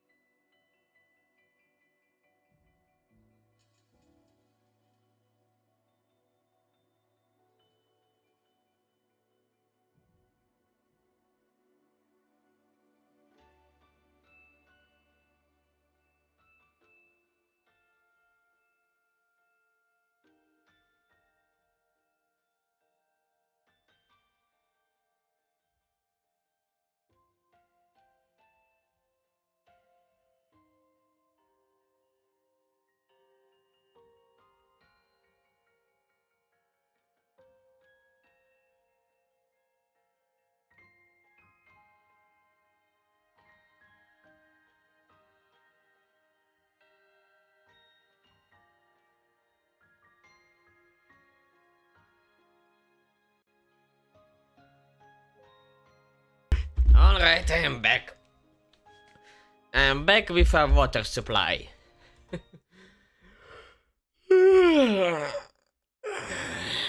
Okay, now that the break is over, let's continue with the reactions with the American education session. American culture education session. And now we have probably the second biggest American education video.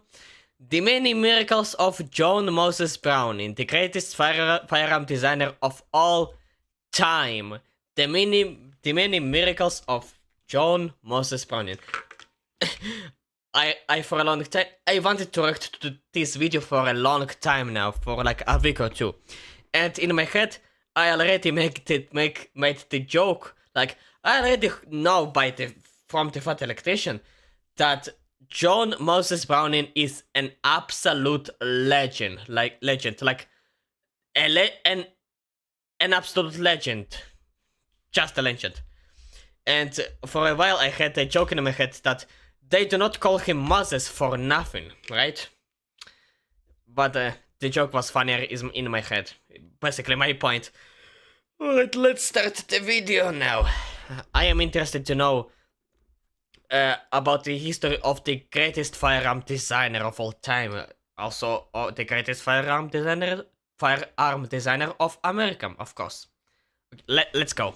In the beginning, there was nothing. More knowledge about America. Yay! And then Browning said, In the beginning, there was nothing. And then Browning said, let there be gas-operated firearms, and there were. So Browning created calibers in his own image, creating 45 ACP and 50 BMG, and he blessed them so. And Browning said, let there be slide-action pistols, and it was so. And on the 7th day, Browning saw all that he had made, and it was good.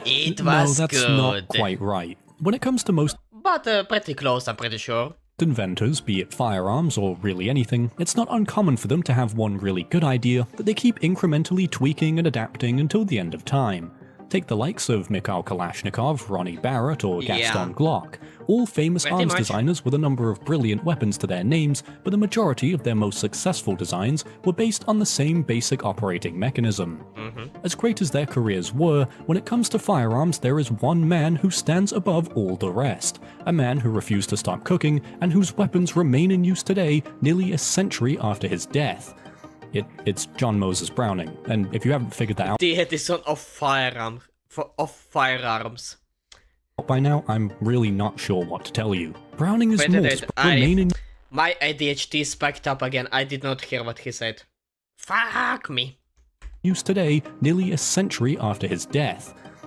It's John Moses Browning, and if you haven't figured that out by now, I'm really not sure what to tell you. Browning is more than just a legend in firearm folklore. His contributions to the world of weapons through both his own company and in collaboration with the likes of Colt, FN Herstal, and Winchester were revolutionary, birthing some of the most significant ideas that have irreversibly changed the design of firearms and led to man-made horrors beyond comprehension. To put it in a way that I can understand, 20% of the standard weapons in Red Dead Redemption 2 were designed by Browning. Damn. So what did John Browning spawn to become the figure he's remembered as today? How did his guns change the course of firearm design? And why have the weapons he created become so revered?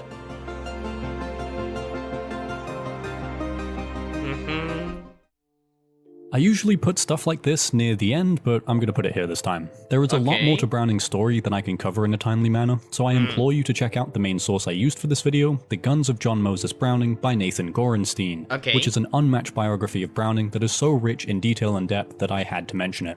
For the sake of not putting you through the 14-hour lecture I was considering making, I've 14-hour lecture? This video is half an hour long. You wanted to make it 14-hour long? There is already a 9-hour long video about a fucking pixel art game. we do not need another one of this type. At least make it by like 10 or 14 parts long videos. A lot of stuff to keep things moving, but if any part of this even remotely interests you, Gorenstein's book is more than worth seeking out. Okay. Thanks for hearing me out, and let's get back to it. Our story begins with a rabbit hole I'm neither bothered nor insane enough to This history of Mormonism is how seriously fucking weird, okay? And why is the Book of Mormon on my screen? go down. One of a staggering 22 children, John Moses Browning was born in 1855. One of 22 children? Excuse me. You have 29 brothers and sisters. Jesus Christ. I'm scared even to imagine the family dynamics in this one. To a Mormon family in Ogden, Utah.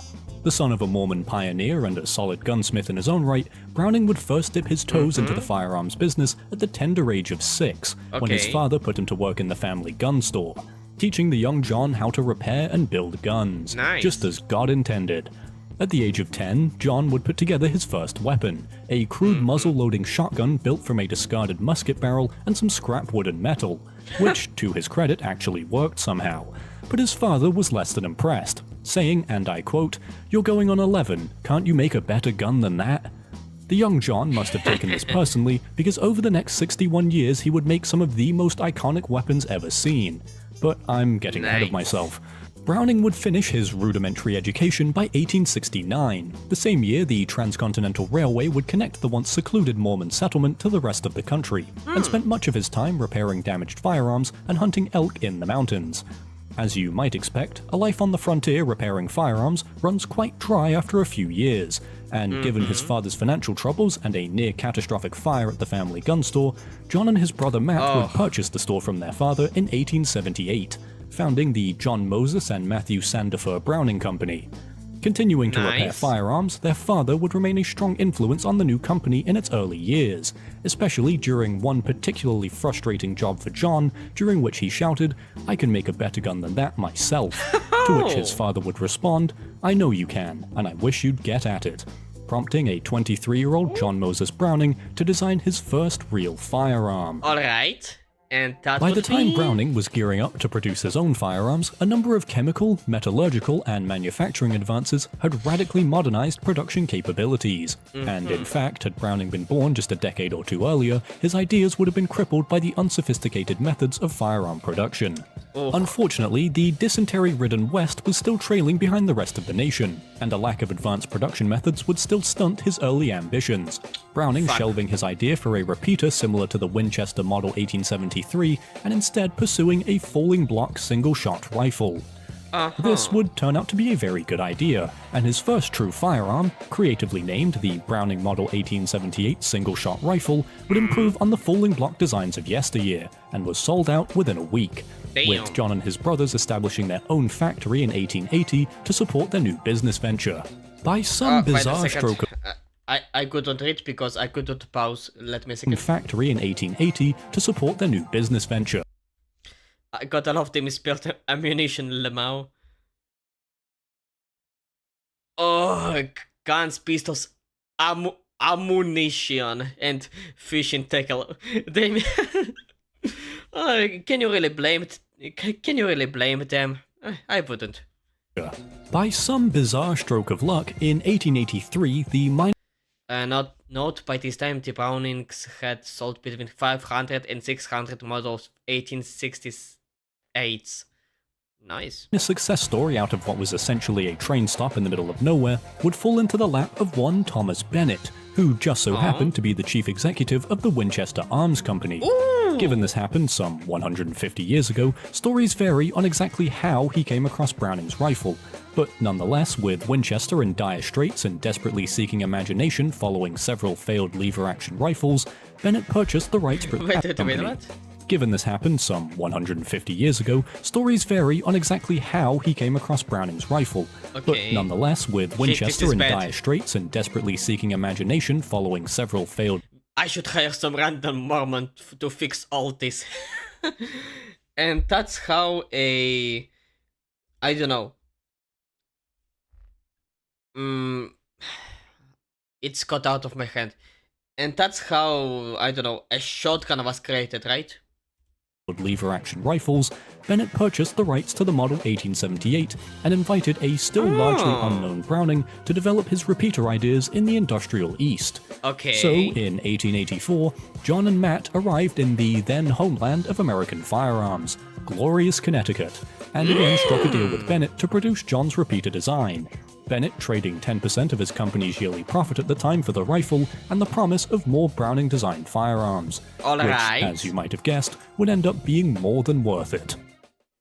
Good idea. Within 5 years, Damn good deal. of discovering the Mormon manufacturers, Winchester had sold tens of thousands of Browning's designs. The Model 1878 sold as the Winchester Model 1885, and Browning's lever-action design being sold as the Winchester Model 1886. Nice. The rifles being significantly more refined offerings compared to their competitors, along with garnering praise from the most American of all time, and the man I named my cat after, Theodore Roosevelt. You named your cat Theodore Roosevelt. Look, I cannot really blame you because I have an uncle who named his cat with a name of a real man. Like, I respect your shitposting abilities. It would be within these years, though, that the first signs of tension between Browning and Winchester would arise. You see, both parties wanted to build a new shotgun, but disagreed over its action. Browning wanting to build a pump action, and Winchester wanting to stick to their, guns and go for another lever action. The relatively unknown... Yeah, I'm pretty sure pump action won in the end. Utah, being in little position to make demands, caved and produced the Winchester Model 1887. Though, as if an act of divine intervention, the new shotgun would barely be profitable for the entirety of its existence. Speaking of divine intervention, the Mormon Church would ship Browning off to Georgia to spread the good word for the next 2 years. But doing God's work didn't get in the way of Browning doing his own, designing a .22 caliber slide-action rifle that Winchester engineers said would never work.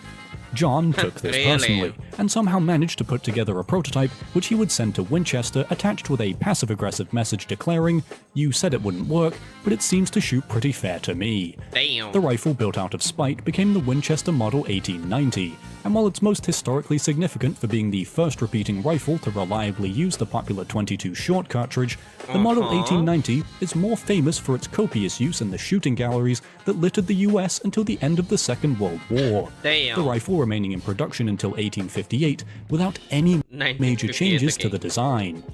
By 1889, Browning's tenure in the major changes... Price $16 for a rifle? Okay, I know that this is the price for, like, at the time when it was released. So yeah, the price would be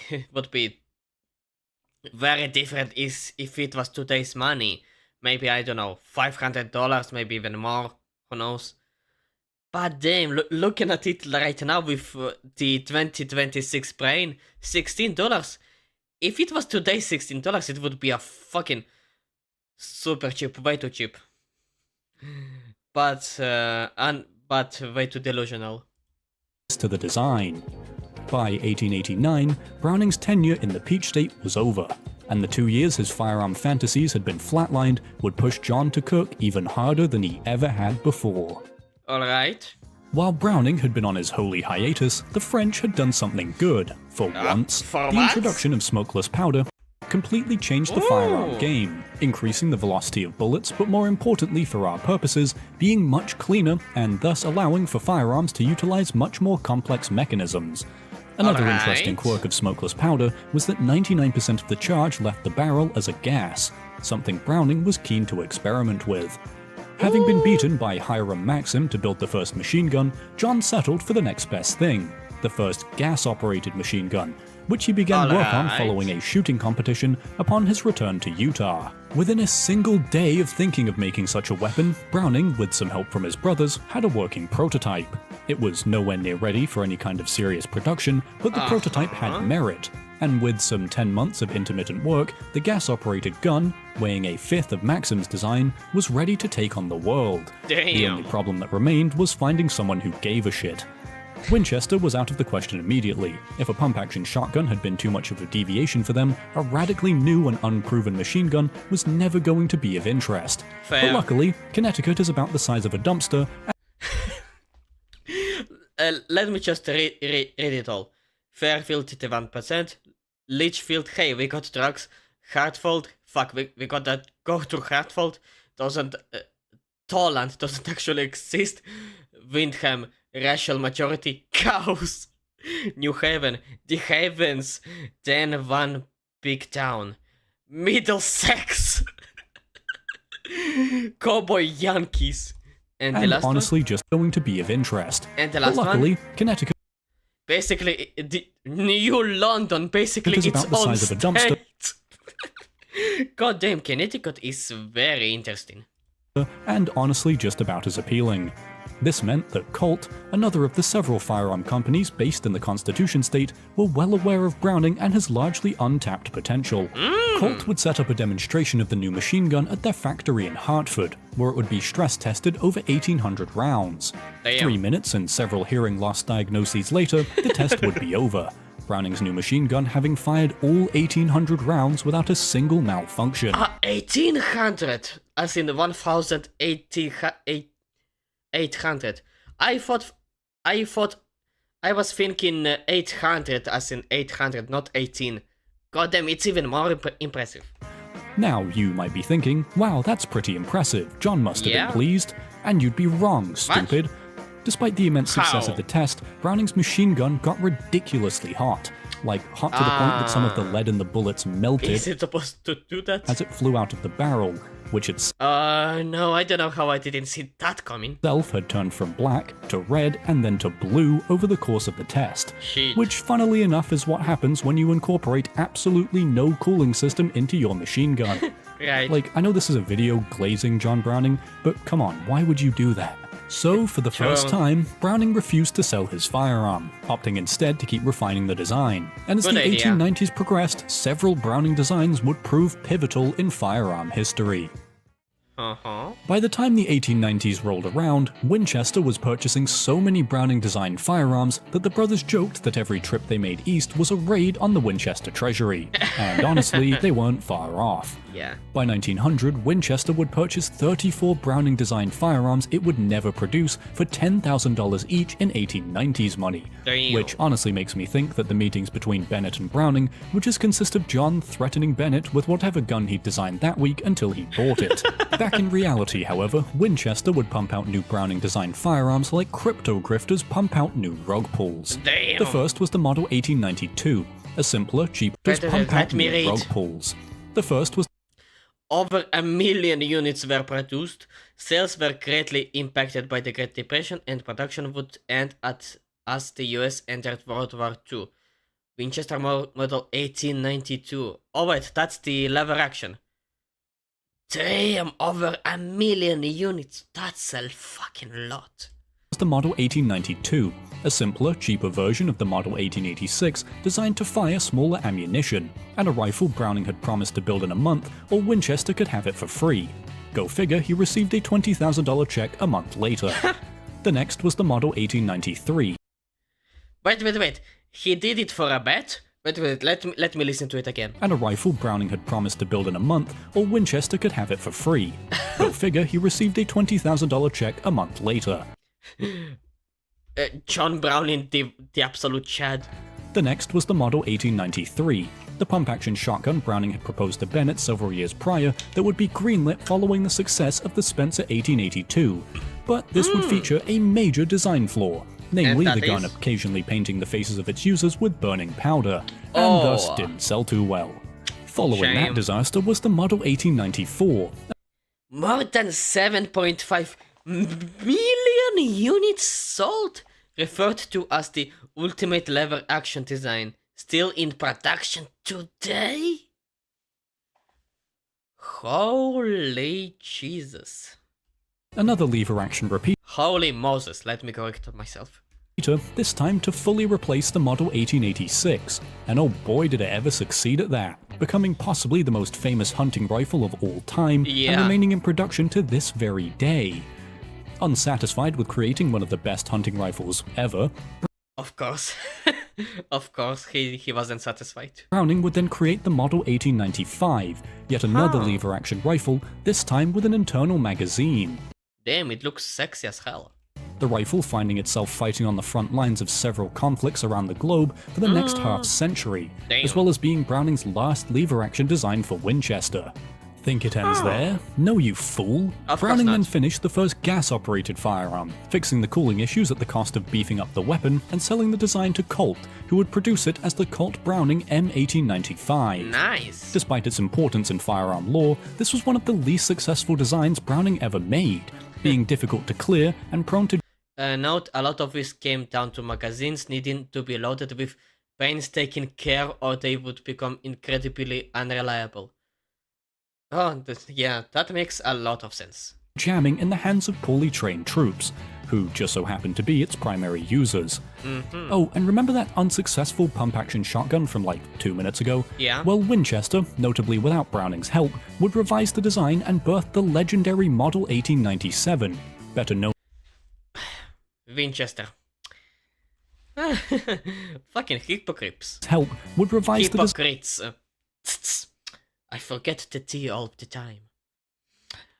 The T as in the letter, not the fucking leaf water. I'm not British. design and birthed the legendary Model Became the shotgun by which all others were judged. Over 1 million units were produced. Nice. 1897. Wait a second, isn't that the war crime stick of...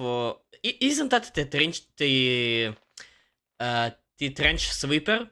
That one that did not have a trigger lock or something? If that was the one, then holy shit. better known as the trench gun, Wait. the shotgun Germany cried war crime over in World War I, Yep, that's which the one. utterly dominated the pump-action shotgun market. Like Yeah. the barrel of his machine gun prototype, Browning was on fire, and his designs had made Winchester the nation's leading civilian arms manufacturer. But if you thought his 90s hot streak was impressive already, brace yourself for what comes next. Oh yes. If I asked you to think of a late 19th century handgun, the image that comes to most people's minds would probably be a revolver, something like the Colt Model Yeah. 1873 or Honestly, if I wasn't watching a lot of history videos by the Fact Electrician, Brandon Herrera and his weapon reviews, and a lot of other like Kentucky Ballistics, I would have too was thinking about a revolver or something like that. Thankfully, my brain has been rewired a lot in the last 2 to 3 years, so yeah, I am thinking about the Colt 1911. Absolute beauty. Model 1892. But by the time World War I happened in the early 20th century, handguns looked more like this. Yep. And if you ever wondered how this radical transition was made, look no further than John Moses Browning. As the 20th century loomed, gun makers the world over were trying to shrink Maxim's automatic operation down into smaller packages, but most successfully in handgun designs. The likes of the Salvatore Dormus, but more so the Borchardt C93, had proven that such a handgun could be made, and Nice. Browning was eager to throw his hat into the ring. Between 1894 and 1896, John would design several An interesting car-separated pistol Browning designed during this time. Huh, interesting. semi-automatic handguns based on his machine gun. Wait, hold up. So that's the magazine. And here, that is the barrel. Okay, the exit of the barrel is here. Why is the ejection, like the brass ejection, in the middle of the barrel? On the other hand, it's an early prototype, so maybe maybe Moses was thinking maybe the brass casing goes forward then back, then he will have an opportunity to just launch it up. Wait a second. Another question. Is that really the like exit of the barrel, or is that the like spring area? Where is the pin? Should it be here? It should be here, right? God, I cannot understand. I cannot understand engineer language. Sorry. While his brothers would put them together, but for the most part, a solution to the handgun question eluded him. That was until mid-1896, when he applied for a patent for something so new that Browning didn't even know how to describe it. Despite the early successes of handguns such as the aforementioned C93, or later Mauser C96 and Luger P08, the design Browning had created would completely revolutionize the handgun market. What he had created was a pistol with a slide, and in fact he'd patented multiple variations of this design, birthing the short recoil and blowback slide action pistol operations seen in nearly every popular handgun available today. Browning would first take the designs to Colt, who essentially told him to fuck off. Get that shit out of my face, Mr. Mormon. Seeing it as a threat to their revolver offering. Okay, rude, but whatever, I guess. But as luck would have it, a friend of Browning's at Colt knew just the place that would be interested. Manager at Colt with Belgian connections would later introduce the Wright brothers aeroplane to Europe. Holy shit, what a person. A struggling FN Herstal. At the time, FN were mainly producing licensed Mauser bolt actions. Well, until Mauser got jealous of how many orders FN was receiving and revoked the license, sending the company into an economic freefall. With few other options and a promising new design from the American with a I should hire some random Mormon to fix all this, just like Winchester had to. solid reputation, the Belgians purchased the rights to what they initially termed the Pistolet Browning, but we know it better as the FN Model 1900. The contract between Browning and FN stated that if they sold less than 5,000, the rights would revert back to Browning. By 1909, 500,000 Model 1900s had been sold, primarily in Europe, as the American market was still very much clinging onto their revolvers. Within a decade of selling the first modern pistol design, Colt had changed their minds, and God damn, you were right, John. Browning had produced several for both Colt and FN, including the aforementioned FN Model 1900, Colt Model 1900, Colt Model 1902. Damn, the Colt variants looks incredibly beautiful. Just look at this slide, just beautiful minimalistic design. It's just a brick on a brick with a trigger. Simple yet so beautiful, in my opinion, of course. With this little leather strap, just make the leather strap a little wider. Make it go to the end here and a little here. Remove those oval semi rings. Make it like a semi square with curved edges, and it will look perfect. I'm pretty sure that's how the 911 looks like, right? Colt Model 1903 Pocket Hammer and Pocket Hammerless, FN Model 1903, FN Model 1906, Colt Model 1908 Vest Pocket and Pocket Hammerless, and the FN Model 9. Wait, note, several of these designs became infamous for their use by the likes of Al Capone, Eugene Showman, Bonnie Parker, and Gavrilo Princip.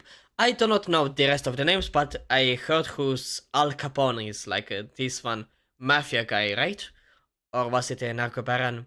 Pretty much also mafia guys, so yeah, checks out. 1910, though the FN models would be significantly more successful. For now though, let's put a pin in Browning's handgun ambitions and turn our attention back to Winchester. Oh, really? If your attention span allows you to recall Browning's relationship with Winchester, you... Wait, what?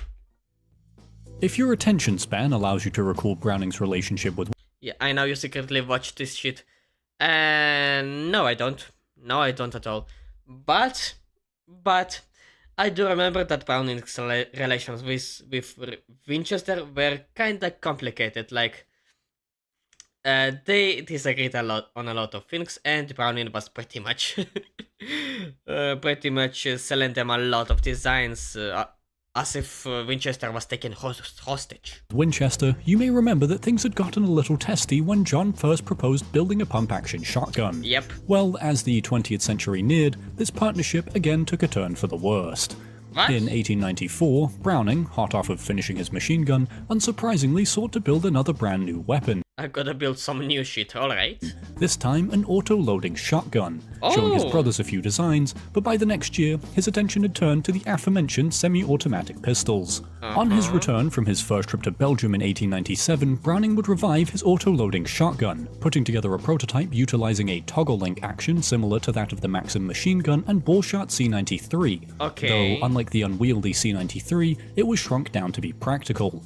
Development would be put on hold while Browning again visited FN in 1898, but finally he would put the finishing touches on the shotgun upon his return, demonstrating it to FN and DWM's American sales manager in spring 1899 before taking it to Winchester. And it's at this point that the story takes a massive fucking detour. George Luger, creator of the Luger P08, former soldier and accountant working for DWM to refine the Ballshot C93, okay. took Browning to court over a patent dispute involving the toggle link action. Long story short, Luger's redesign of the C93 into the P08 used an incredibly similar action, resulting in an 8-year legal battle and one that Luger would eventually lose. His case was pretty shit, and that's honestly an understatement. Note I'll include some further context on this case down below because there are some pretty funny quotes from the testimonies, okay? But by the time the dispute was resolved, Browning had moved on and the toggle link shotgun was history. This scene genuinely hurts my soul to this very day. Oh damn. This scene from Toy Story pretty much traumatized everybody when they were a child. This was because the shotgun itself was also quite shit, some shells failing to eject, some failing to be ignited, and most worryingly, the gun randomly firing without anyone pulling the trigger. Alright. Instead, John would prototype a unique long recoil operated shotgun in 1899, revising it by 1901, and while it worked exceptionally well, its long recoil operation was an evolutionary dead end. And even worse, Winchester refused to put the weapon into production, not feeling a need to compete against the incredibly successful Model 1897 they were already selling. A falling out over a patent the next year would be the final straw for Browning, ending his 19-year relationship with Winchester by demanding a ridiculous amount of money they would never agree to for his new shotgun. Wait, note, this demand was completely intended to piss off Winchester, as Browning was mad they'd shelved his shotgun and knew FN would put it into production. Give me $1 billion. No, I don't like you anymore. Instead, he immediately took it to the Belgians, who would sell it as the Browning Automatic 5 in 1903, with Remington selling it in America under license starting in 1905 as the Remington Model 11, and both also producing Browning's similar long recoil auto-loading rifle design soon thereafter. Ultimately, the Auto 5 sold so well that the most definitive thing that can be said about the production numbers is that the Auto 5 is one of the most popular shotguns in existence, with millions sold officially and countless copies sold once the patent expired, the shotgun remaining in production until 1998. Meanwhile, the American military was slowly entering the 20th century and beginning the transition from revolvers to semi-automatic handguns. But that transition was about as smooth as a New York highway. Numerous tests of offerings from Luger and Colt had received a tidal wave of criticism surrounding reliability and ergonomic issues, and thus the military refused to adopt any semi-automatic handgun. Wait, note, there were at least 3 US military tests between 1898 and 1904 that all rejected semi-automatic handguns. I can see why. They were like this, I don't know, Luger or whatever this is. Yeah, it looks not very fancy. Like it doesn't look very reliable or at least very comfortable. Handgun. Furthermore, the US, being the finicky fucks they often are, demanded their handguns be chambered in at least .45 caliber, following the incredibly American and highly contentious Thompson-Leggard ammunition tests. yeah, Fat Electrician mentioned it in his video about the 1911. Something neither the Luger or Colt designs were chambered in.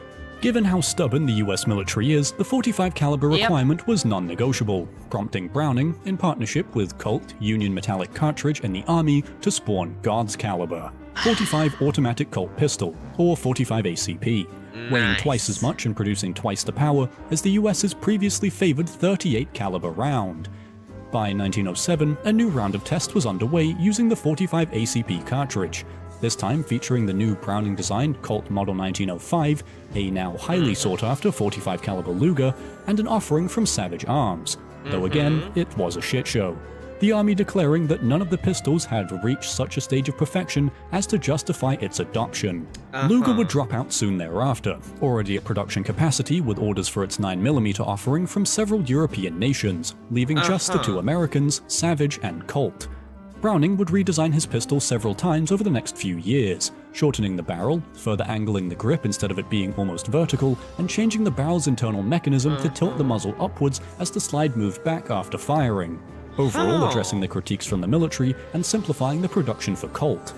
So, after 3 years of refinements and intermittent testing, the bell would ring for the next round in 1910, and it went. Note, the Colt would fail 15 times, the slide would bend, and the receiver would crack, yet somehow Savage performed even worse. Jesus Christ, how the designs were bad before the 1911.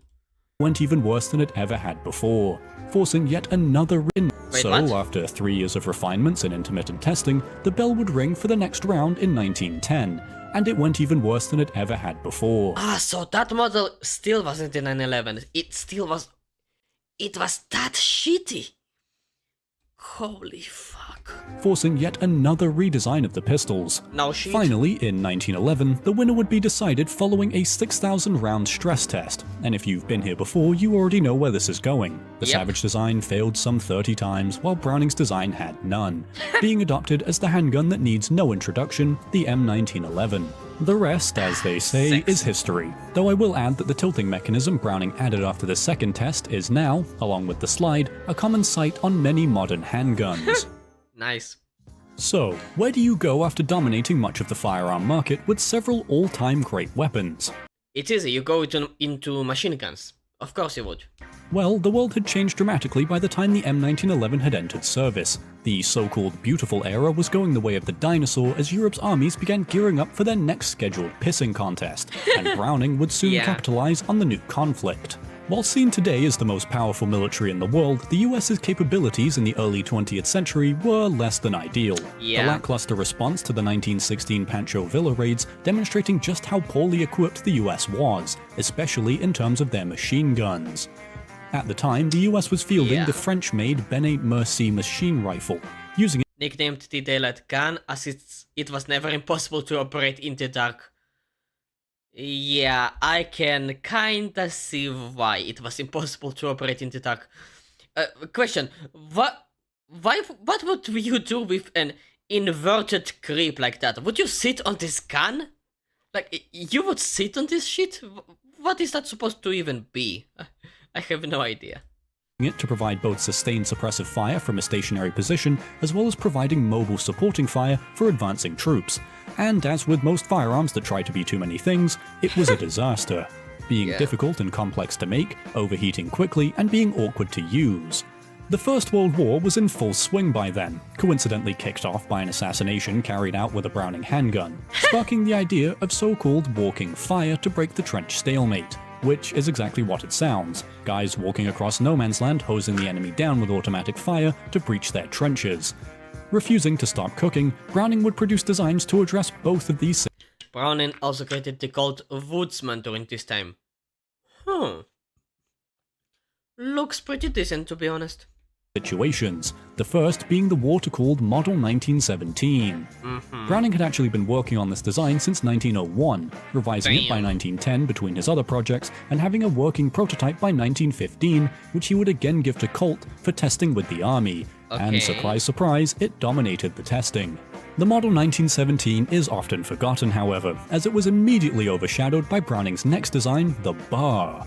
The Browning automatic rifle. Wait, the Bar was Browning's design? Like, I always hear that name in, like, every fatalization video of World War II. Like, he mentions the Bar. I had no idea that this was by Browning, of all people. Honestly, it also makes a lot of sense that it was Browning, because of course it was Browning. The man cannot stop cooking. Was designed around 1912 and adopted to fit the walking fire concept, though it was capable of accurate fire from any position. also featuring a fire selector that allowed for both automatic and semi-automatic fire, along with using detachable box magazines, which were both relatively novel features at the time. In fact, so promising was the design that Browning was prohibited from patenting it until after the war by the US Army, as it would require him to disclose the specifics of his rifle. Makes sense This, now. after several decades of creating firearms, would finally be the weapon to immortalize the Browning name. A public test of both new Browning machine guns in February 1918, earning John the... Wait. Note, this test took place just outside Washington, D.C. in front of congressmen, members of the military, and a wealth of reporters. This test right on screen? Holy shit. Very humble test of both new Browning machine guns in February 1918, earning John the very humble titles of the Edison of Guns and the Wizard of Firearms. Nice. All that remained was to test his guns in combat.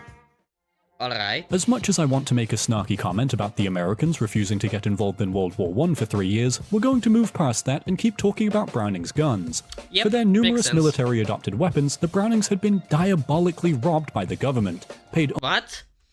Note, the Browning's military contractors would somewhat restore the Winchester-Browning partnership, as they would be contracted to produce the bar. only one military-adopted weapons, the Brownings had been diabolically robbed by the government, paid only $1.5 million of the $5 million they were owed, and receiving only $600,000 of that due to the wartime tax rate. But I'm You're going to move on serious? before I'm put on a list. While 1911s, Yeah. M1917s, and M1897s were in use from the moment the Yanks landed in Europe, the bar would have to wait for its time to fight. American military leadership fearing that the automatic rifle would be captured and used by the enemy, or even reverse-engineered. Nonetheless, throughout the limited time the US was in the war, several legendary events would highlight the exceptional nature of Browning's firearms. Bars greatly helping the Americans clear German positions at Mount Faucon, M1917s proving reliable suppressive weapons in the trenches near Verdun, M1897 scaring the Germans so much they labeled it a war crime, and of course, who can forget the iconic tale of Alvin York, who Yeah. killed several enemies with his 1911 and used it to take 132 Germans prisoner. For Browning, though, the war itself was of little importance to him. By the time the armistice was signed, he had been completely consumed by his work. So much so that his family found him distant even when they managed to drag him kicking and screaming out of his workshop. He felt that, even with his great successes, he had wasted his early years. The man is absolutely dedicated to his work. He is the John Carmack of the firearms world. For those who doesn't know, John Carmack is the guy who, one of the co-founders of id Software, and the co-creator and basically the creator of the Doom franchise. Yeah, an absolute nerd. John Browning is the same man. And this would drive him to literally work himself to death. The last decade of Browning's life was marred by great success and great tragedy, continuing to cook really? even when it looked like the kitchen was about to burn down. But if you thought that being well into his 60s would slow Browning down, you clearly haven't been paying attention. Within Yeah. months of war being ended for good, Browning had improved on his water-cooled M1917 machine gun with the venerable air-cooled M1919, which became one of nice. the go-to machine guns strapped to every American vehicle possible for decades, though he was already working on the weapon that would largely replace it. With the advent of the metal shitboxes known as tanks in 1915, the Germans had developed the first anti-materiel round, the What? 13.2mm Tough, fired from Oh. a bone-rattling single-shot rifle, and the Americans wanted Jesus. their own anti-materiel This rifle is fucking big. weapon in the form of a machine gun, which would have to withstand 5 times the energy of the standard 30 caliber round the US fielded. Browning was up to the task, developing the 50 BMG round and having a working prototype. So that's what BMG stands for. Browning was up to the task, developing the 50 BMG So that was what the BMG stands for. Sorry, I had no idea. Once again, I am not American, I'm Israeli. I had no idea it stands for Browning machine gun. But it also makes so much sense, and yeah, I know I did not Google shit. Should have known, but now I do. Anyway. round and having a working prototype a month before the war had even ended, though it was far from perfect. A lack of need in the post-war world and frequent trips between Ogden, Hartford, and Liege would slow down the development of the weapon, but soon the M1921 Browning machine gun would emerge, adopted in very small numbers and still needing major improvements. We'll pick up the M1921 later, but for now let's turn our attention back to Belgium. Belgium? As you might expect, being invaded took a toll on FN's business, and right. Browning would try to help the manufacturer get back on its feet.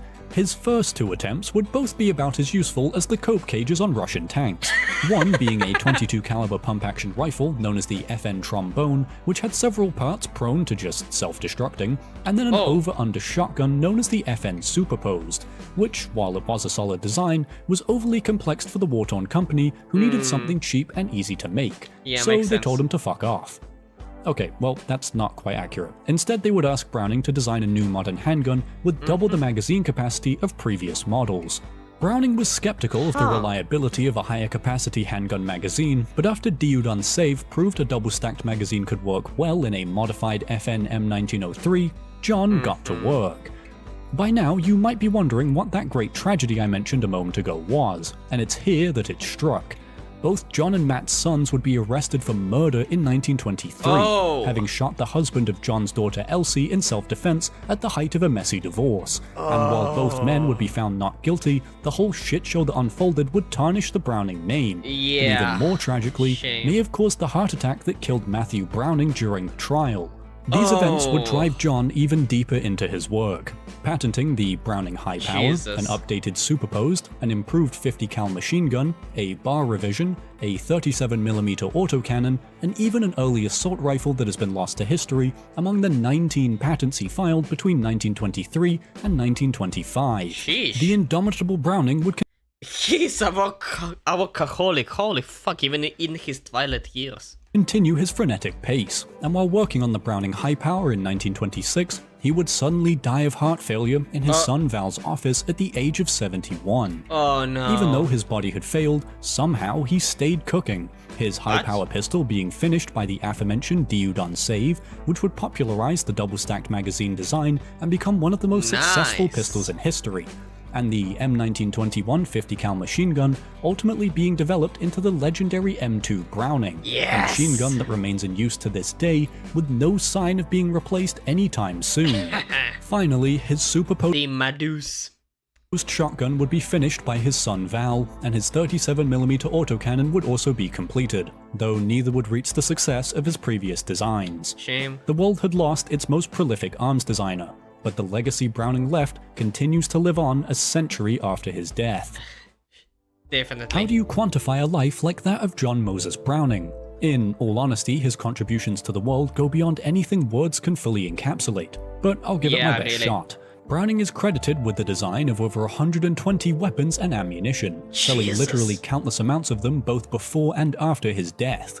Across all the weapons John built, he changed the course of firearm history several times, but if you want tangible evidence of the impact Browning has had on modern firearms, you need only look at the guns we have today. For anyone looking to buy a handgun, a shotgun, a lever-action rifle, or assault rifle, the best designs available were either made by Browning himself or developed from his ideas, establishing many of the common operating mechanisms and design features on most modern firearms.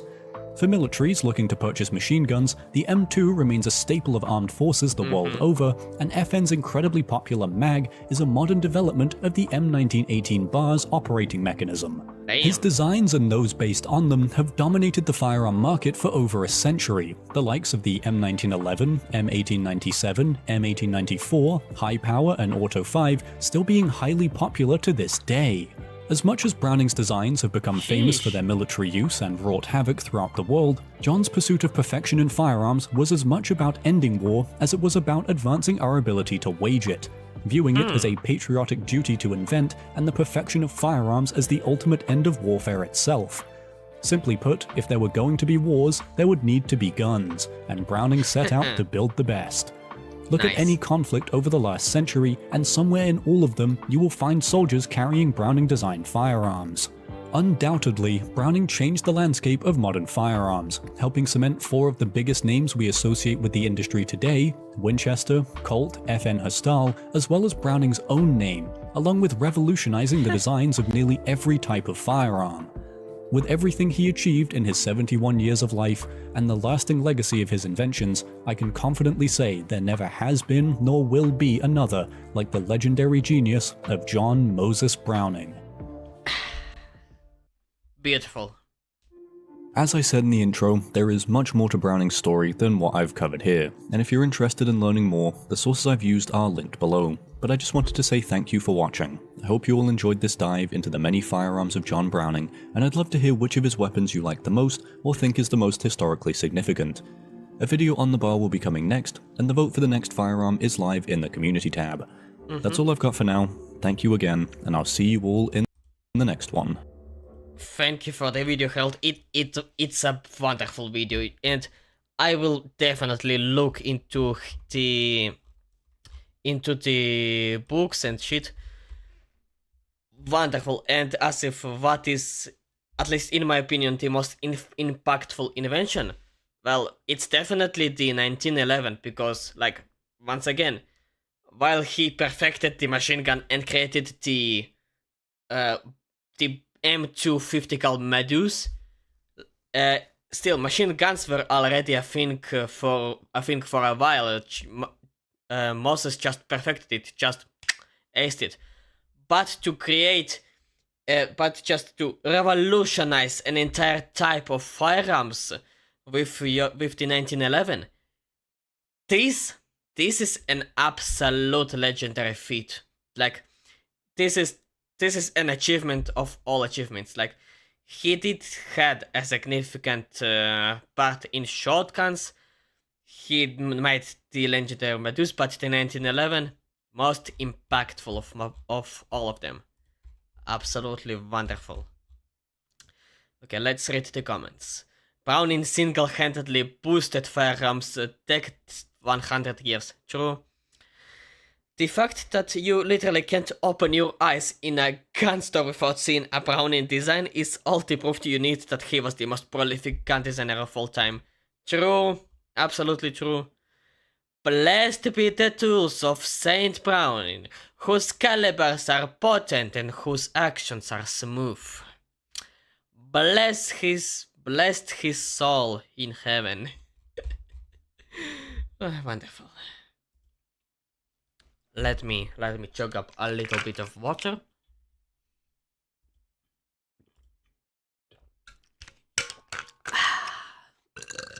Oh. And, oh well, we have one final video now of American history education and culture, not appropriation, but cultural understanding, kind of. And that is, of course, the Fed electrician video, named The Ghost of World War II, Matt Urban. The man who would not die nor leave his men in World War II. And first of all, let's address the absolute chat just looks. Look at this chin, look at this mustache. He looks just absolutely incredible.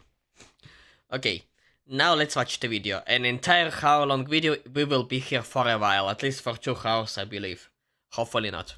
Everybody knows about Audie Murphy, but nobody knows about this guy who arguably has more military decorations than him. What? Wait, really? Today we're talking about Matt Urban, aka The Ghost. I know what you're thinking, how do you acquire the nickname The Ghost? I'll give you a hint, it's because he has 7 purple hearts.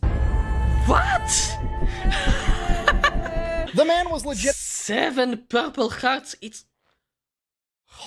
legitimately unkillable. He was once read his last rites on the battlefield by a priest after the surgeon said that he was for sure going to die. He then proceeded to survive, get shipped off to England, recover in the hospital, where he then escaped from the hospital, made his way back across an ocean and hitchhiked to the front lines of World War II to rejoin his men. And that is one of the 2 times that he escaped from the hospital to return to his men in frontline combat. And that is one of the 2 times that he escaped from the hospital to return to his men in frontline combat. Tis but a scratch. A scratch? Your arm's off. In addition to his 7 purple hearts, he also has the Medal of Honor, the Legion of Merit, 2 silver stars, 3 bronze stars with V device, and the French Croix de Guerre. As an infantryman, he has a confirmed kill against an enemy fighter plane. He also... Confirmed kill against a fighter plane. Excuse the fuck out of me. Was he the guy who shoot down a zero with a pistol?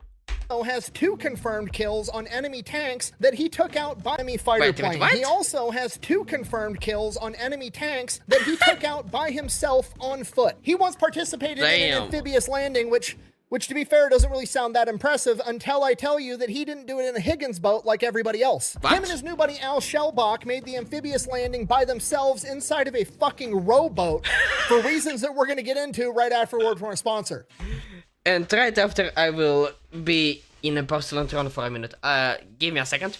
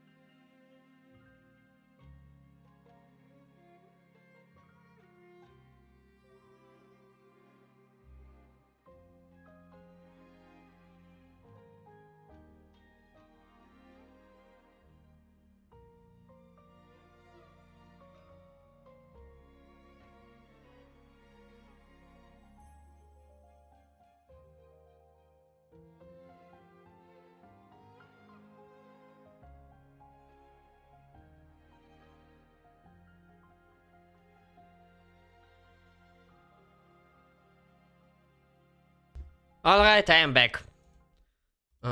Give me 1 minute. Alright, let's continue. Sleep me. Showing off your chesty again? Huh? Your what? Mustang armament chesty. Oh, yeah.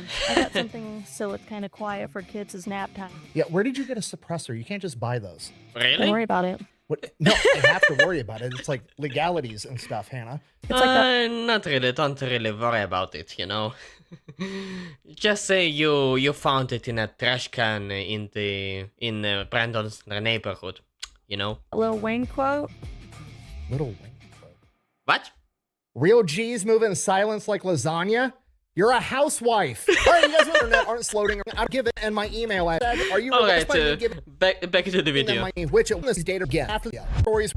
Quick background. Oh, quick? Really quick. Okay, here's the deal. This dude has a ton of war stories. We are just going to speed run the early life portion of this video. Our story begins on August 25th, 1919, when Matt Urban is born in Buffalo, New York. He is the youngest brother, and all of his brothers are track stars. One of his older brothers actually goes on to be an Olympic qualifier that competes against Jesse Owens. Other than being track stars, pretty normal childhood. Dad's a plumber, mom's a stay-at-home mom, grew up in the 1920s, 1930s. They all have the same childhood. We've heard this story 15 times. We're not going to rehash it. Fast forward, Matt Urban. The Great Depression, shitty life, grew up to be tough as nails. Checks out.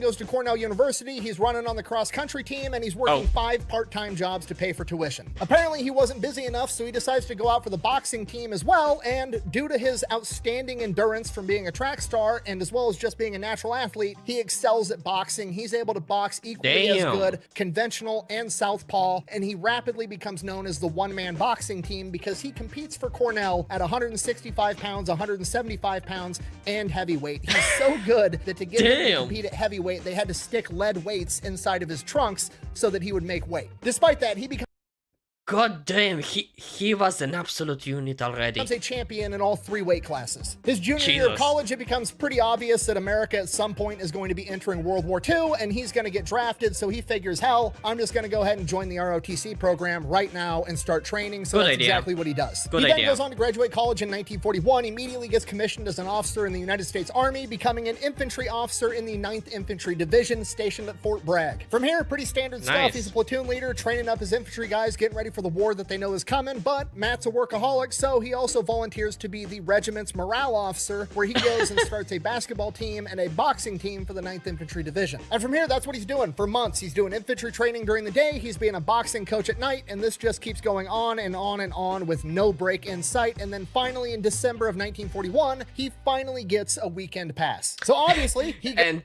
this would be the week when Pearl Harbor would happen, right? Goes out to the bar on December 7th, 1941. Of course. As soon as he gets in there, he gets halfway through his beer, sitting on a bar stool at the bar, and the radio cuts in with an urgent announcement. The bar gets quiet, the bartender turns up the radio, and that's when Matt hears that America has been attacked by Japan at Pearl Harbor, crippling our Pacific fleet, killing thousands of Americans. All weekend passes are revoked, and all troops are ordered back to their outfits. From here, obviously, training ramps up as they get ready to go off to war. Raising morale. Oh, that would Fast be forward- raising morale would be needed also. Like, to the background, it's just super, just a family of athletes, just an absolute unit of a man already. Great. Almost a year of training later, it is October of 1942 when the 60th Infantry Division, including Matt Urban, get told, load up on the boat. And they're like, where are we going? And they're like, get your ass on the boat. So they load up on the USS Florence Nightingale and they set sail. Wherever they're going is apparently so secretive that they're not going to tell them until they get there. Now, on one hand, that's great for OPSEC, you know, operational security. You don't want to be telling the whole world where you're going to be going and launching a major attack in World War II. But on the other hand, it's pretty demoralizing for a military, especially one that has a significant amount of people that were drafted and didn't volunteer to be there. The entire notion of get your ass on the boat, we're going to ship you off to war and we're not even going to tell you where, kind of a mentally draining type of a thing. Because of this, understandably, morale on the USS Florence Nightingale, pretty low. Everybody's kind of in a bad mood. There's this rift happening between the officers and the enlisted. The enlisted guys are coming to resent the officers because we're all going off to war together and you guys aren't telling us what we're actually doing. Fuck you guys. So Matt Urban steps up. He's the morale officer, right? It's his job to keep morale high. He's got to give these guys something to focus on besides the fact that we're going off to war in places unknown. So he heads off to the supply room, grabs some rope and some duct tape. He ends up marking off a 20-foot by 20-foot section right there on the deck of the USS Florence. Give me a second. I need to check up something. Something is wrong with my... something is off with my keyboard. Give me a moment.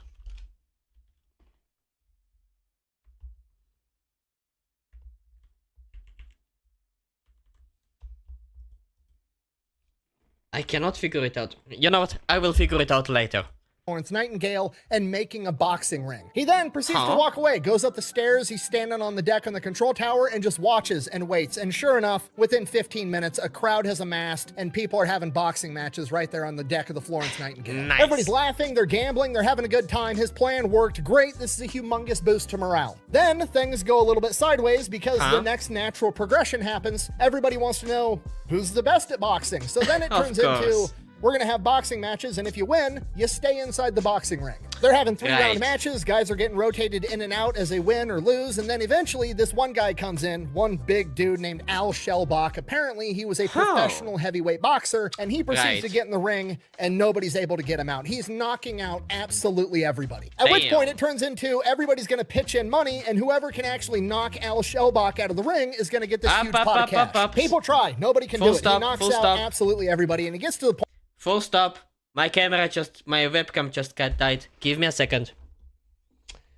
You just had to die right in the middle of stuff. Okay. Okay. Reconnected. Okay. Now to turn you off and turn you back on.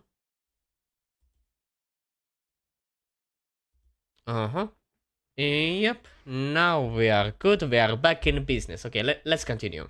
Point that he's run out of people volunteering to get in that ring to box him, at which point he starts yelling and boasting. He's pretty upset that he's on this ship, doesn't want to be going off to war, so he starts talking shit to the officers, yelling to the crowd that is amassed around him, saying he wants to fight an officer now. At which point Matt Urban is sitting up on this balcony like, ah, shit, this might have been a bad idea. At which point, Al Shellbach looks up at the balcony, makes direct eye contact with Matt Urban, and then proceeds to say, and I quote, "Hey you, punk lieutenant, yeah, in the peanut gallery, I dare you. Show us how gutless you officers are." Oh, really? Really? Really? Really? The words came out of my... just... left my head. Release the Urban. Yep, this is a mistake. Matt Urban has just backed himself into a corner because on one hand, this is the 1940s. Officers and enlisted are not supposed to be commingling or intermingling. He can't go down there as a officer and a gentleman and box an enlisted soldier because that would, be against their code of ethics and the standards and blah, blah, blah, blah, blah. But on the other hand, if he doesn't do it, just being a man, like, how are you going to lead these men into combat if you're not willing to go down there and show them that you also know how to fight? So he's got this predicament and he's like, fuck it, I'm gonna go down there. He starts walking down from the balcony. As he's coming down the stairs, he's taking his top off shirtless, and the crowd is going fucking nuts because Al Shellbach is about to knock out a lieutenant. What they don't know is that Matt Urban is also a heavyweight boxing champion, so they go in there and have this 3-round fight, and they beat the shit out of each other the entire time, but nobody gets knocked out, and it gets ruled a draw. At which point, Al Shellbach gives him a big hug, they raise each other's hands, tells him he's not like all the other officers. He is now a hero among all of the enlisted men, and him and Al Shellbach just became homies forever. Do you want to go do karate in the garage? Yup. So this actually turned out pretty all right. Turned out pretty awesome. And then reality kicks in because the commanding officer yells down from the balcony that Urban needs to get his ass up here. Urban goes up there, then proceeds to get his ass chewed for boxing enlisted men, because that's not gentlemanly. He then proceeds to put both Urban and Shellbach on kitchen duty together for the rest of their trip. So they're paired. Could have been worse, to be honest. Whatever. Potatoes together, cooking food for the next couple of weeks, just hanging out pretty much all day. They become even better buddies. And then about 2-3 weeks in, early November, they have an officers meeting. Al Shellbach sneaks in with Urban, not a big deal. And they're sitting in this meeting and they basically break it down like, okay, we're off the coast of North Africa. This is Operation Torch. This is America's main invasion into North Africa. And the 9th Infantry Division is tasked with taking over Port Lyautey, which is being guarded by an old French fort known as Casaba. They need to make a landing on the beach and go take that fort to take over this port. And if that wasn't hard enough, that fort is occupied by the French Foreign Legion, and I know what you're thinking, isn't France on America's side? Not really. At the time, the French were controlled by the Nazis. And those were not the Free French, or whatever it's called. Yeah, those were basically the Nazi-flavored French, yeah. Or at least the, French slaves of Germany. Call it whatever you want. Not really at this point, because the French Foreign Legion has taken orders from Vichy France, which is occupied by the Germans, so the Americans are going to be fighting the French, and the French Foreign Legion at this point, and really at all points, including modern time, it's kind of a legendary military unit. Let's just start with the French Foreign Legion. They are tough, they are hard, and they are willing to die rather than surrender. And Matt Urban's platoon is slotted in the first wave to hit the beach. Matt Urban's heart jumps. He's absolutely pumped. And as soon as he gets that adrenaline hit, the commanding officer looks at Matt Urban and says, but not you, because you're the morale officer. Remember, we're going to need you for after the battle to boost everybody's morale. You're keeping your ass right here on the ship, and so's your potato peeling buddy. At which point, for fuck's sake, Urban and Shellbach look at each other and telepathically communicate. That's not fucking happening. No way. That. You're being very serious right now. I can clearly see you winking. That night, Shellbach and Urban go. They get a life raft. They get their guns. They get ammo. They get grenades. They get everything they need to go off to battle. They get them in the life raft, throw it over the side of the ship, tie it off, get a rope ready to rappel down. They are going to go join this battle by themselves if they have to. Nice. Operation Torch. The next morning, Operation Torch gets underway. They initiate the amphibious landing. The Higgins boats are making their way towards the beach, and right out of the gate, it is an enormous shit show. The enemy is somehow using artillery accurately, very accurately, accurately for what is supposed to be happening. And the casualty reports just keep coming in, and they are horrific. At which point, Urban and Shellbach look at each other, they nod, they slip out, and they start lowering themselves down into this life raft. They get into this life raft, they start rowing their asses off. The commanding officer runs down to the deck and is screaming at Matt Urban, where the fuck are you going? Get your ass back here. And Matt Urban's just like, nope. And they just keep rowing right into the gunfire and artillery fire and explosions headed towards the beach. The closer they get to the beach, the more horrific a sight they see. There's just more and more dead bodies floating in the water. There's guys that drowned because the Higgins boats opened their doors too soon and they went in with full kit and didn't make it. There's guys that have been shot, blown up. It's horrific. They managed to rescue a couple of guys that were stranded out in the water, and while this is happening, unbeknownst to them, the Americans had figured out why the artillery fire was so accurate, and it's because Vichy French had a bunch of guys up inside of a lighthouse overlooking the beach and were You son of a bitch. Using that as a vantage point to call in accurate artillery fire. Fortunately for Matt Urban, and unfortunately for everybody in that lighthouse, once the Americans figured out that that's where the forward observers are, they radioed over to the most gangster battleship of all time, the USS Texas, which was also right there, and told them to delete that fucking lighthouse, which they did. Okay, that's life. 1 second you're French, you're fancy, you're in a lighthouse, you're eating a baguette with your homies, it's romantic, you're calling in artillery fire on the invading American swine, and then the USS Texas just starts lobbing.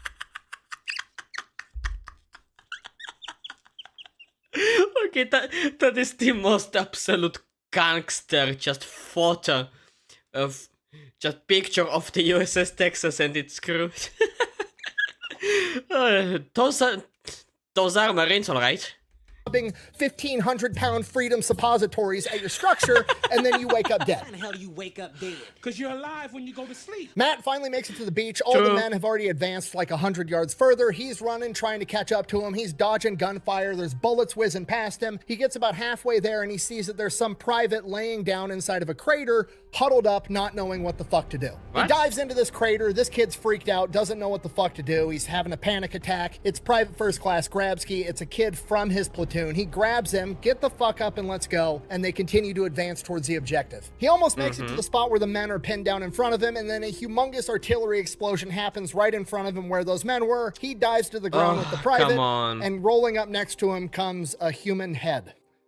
Worse than that, it's an American human head, and it's a human head of somebody that he recognizes, Lieutenant Goodwin, one of the other lieutenants from one of the other platoons in the 60th Infantry Regiment. And for a brief moment, Matt Urban gets extremely upset, and that rapidly turns into anger and adrenaline, at which point he stands to his feet with zero regard for himself and rushes towards the enemy bunker that is pinning down the men in front of him. He hurdles over his men hiding for cover straight towards this bunker, and before they can shoot him down, he throws a grenade into this pillbox, blows it up, and then clears it with his rifle. And as the men behind him start to stand up, realizing, oh shit, we're rushing the position, he immediately advances to the next pillbox and clears it as well, completely by himself. Damn. Seeing this, the rest of the men... Talk about rage, just... What do you call it? I forgot what they called it. Just rage. Let's keep it with rage.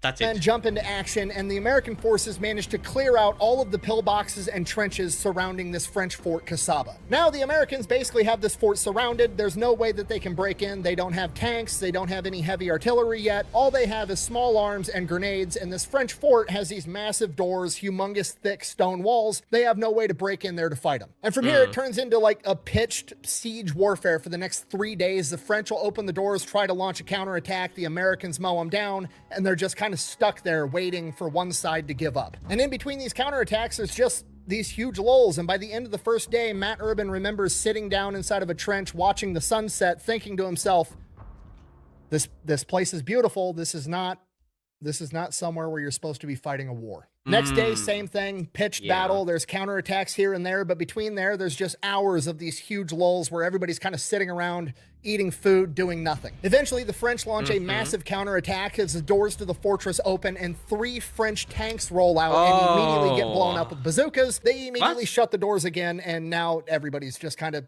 sitting there in a lull. By the third day, they're having logistical issues. They're not getting enough food and water to the front to feed the men. Everybody's getting hungry. They're getting thirsty. They want to end this shit, and they want to end it now. And there's not really a great tactful way to go about that, so they're going to rely on good old-fashioned brute force and ignorance to get it done. It's good old-fashioned blunt force trauma. Oh, yes. Yeah.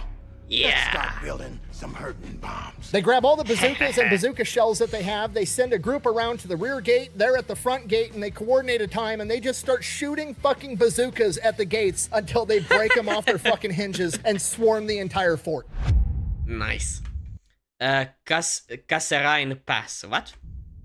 Kasserine? Matt Urban and the 9th Infantry Division's next battle takes place in Tunisia, where Erwin Rommel, the legendary German tank commander, and his famed Panzer Division, supposedly the best, most experienced military unit on the planet at this point in time, are charging towards Allied forces. The best place to do that is going to be in a 2-mile gap in the Atlas mountain chain known as the Kasserine Pass. If they can hold him in this 2-mile gap in this narrow choke point, they might be able to stop him. The problem is the 9th Infantry Division is over 700 miles away, and Erwin Rommel Rommel is beelining it straight towards them. So in a hurry, they pack their shit up. At this point, they might be I misheard it able to again. stop him. The problem is the 9th Infantry Division is over 700 miles away, and Erwin Rommel is beelining it straight towards them. So in a hurry, they pack their shit up. 411 vehicles and artillery pieces and 2,000 men travel 777 miles in 3 days.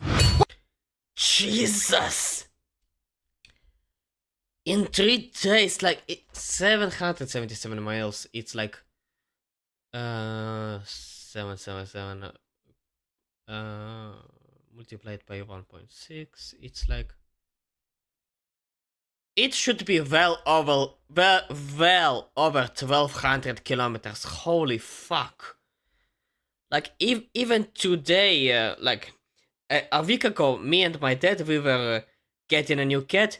We drove 900 kilometers in 12 hours. And that's because we were driving on a car, and we were, the entire time, we were going for over like 100 kilometers, sometimes 120. But that was us. On a modern car, high speed, on the highway, on a like well-established highway here, and they were just booking it to over 1,200 kilometers on bare feet. Maybe they had a few vehicles here and there. Maybe they had a tank or two. Maybe they already had a jeep. But still, most of the time, I'm pretty sure they did it most of the time on foot, and 1,200 kilometers on foot. I feel so sorry for their legs. Buh! 777 miles isn't that far to travel in 3 days. Buh! Yeah! Yeah, if you have a car. They didn't. If we're talking about you hopping on the interstate in your car, sure, but this isn't what we're talking about. We're talking about being in the desert of North Africa. There's no... On top of that, they don't have any roads. They're in the middle of a fucking actual proper desert. Gas stations. They got to bring all their own food, all their own water, figure out how to get enough gas. They got to figure out how to move 2,000 dudes with 400 vehicles, 707. Okay, they have a lot of vehicles, 400 vehicles, but they did not exceed like the speed of 50 miles or maybe 30 miles. So yeah, they were going as fast as they could physically, without like any casualties potential. 77 miles through the desert of North Africa in 3 days. Okay, yes, it's impressive. They are traveling all... It's super fucking impressive. All day and all night for 3 days straight, and they make it to Kasserine Pass before Rommel and his division. Matt Urban and the 60th Infantry Regiment are held up at a smaller pass within the Kasserine Pass, known as McNassie Pass, and it is just wide enough for a single tank to get through. Literally one road with cliffs on either side. They get their 155mm howitzers leveled in a crossfire right at the pass, and as soon as a German Panzer tank comes rolling through, they blow that thing up. They blow the tank up right behind it, completely blocking the pass. Now nothing can get through. Then there's kind of a lull in the battle. Matt Urban's up at a vantage point with binoculars trying to see what's going on, and after a couple of hours, he sees what appears to be a sandstorm approaching his direction from where the Nazis are. Excuse me? As it gets closer, he realizes that's not a sandstorm. The Nazis are bringing in their heavy artillery, 240mm cannons. At which point, Urban's artillery guy informs him, those guns have like twice the range of anything we've got. They're going to be able to hit us way before we're going to be able to hit them. Now some of the men are kind of shitting themselves because this is, for all intents and purposes, the first big clash between the Nazis and the American forces. And it's Erwin Rommel's famous Panzer Division. The Germans have better machine guns that don't jam. Their grenades are more dangerous. Their tanks are better. Their artillery's better.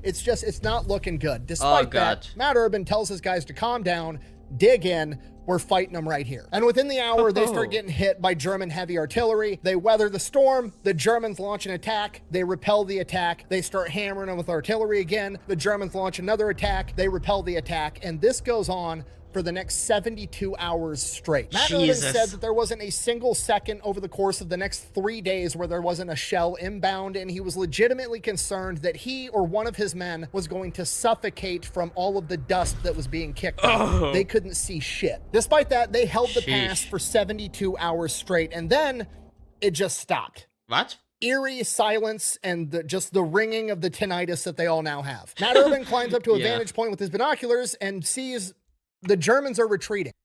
By the way, my tinnitus just ramped up for a moment. Oh my god, holy shit. Great.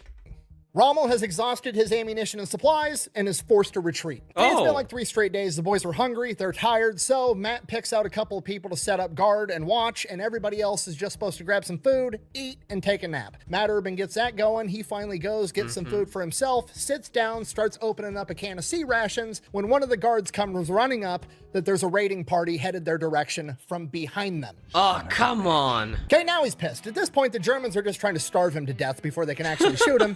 He grabs a rifle platoon, heads off to investigate. He gets over to where the supposed German raiding party is, and what he finds is a bunch of dudes in robes with Aladdin swords and old World War I rifles looting one of his supply drops.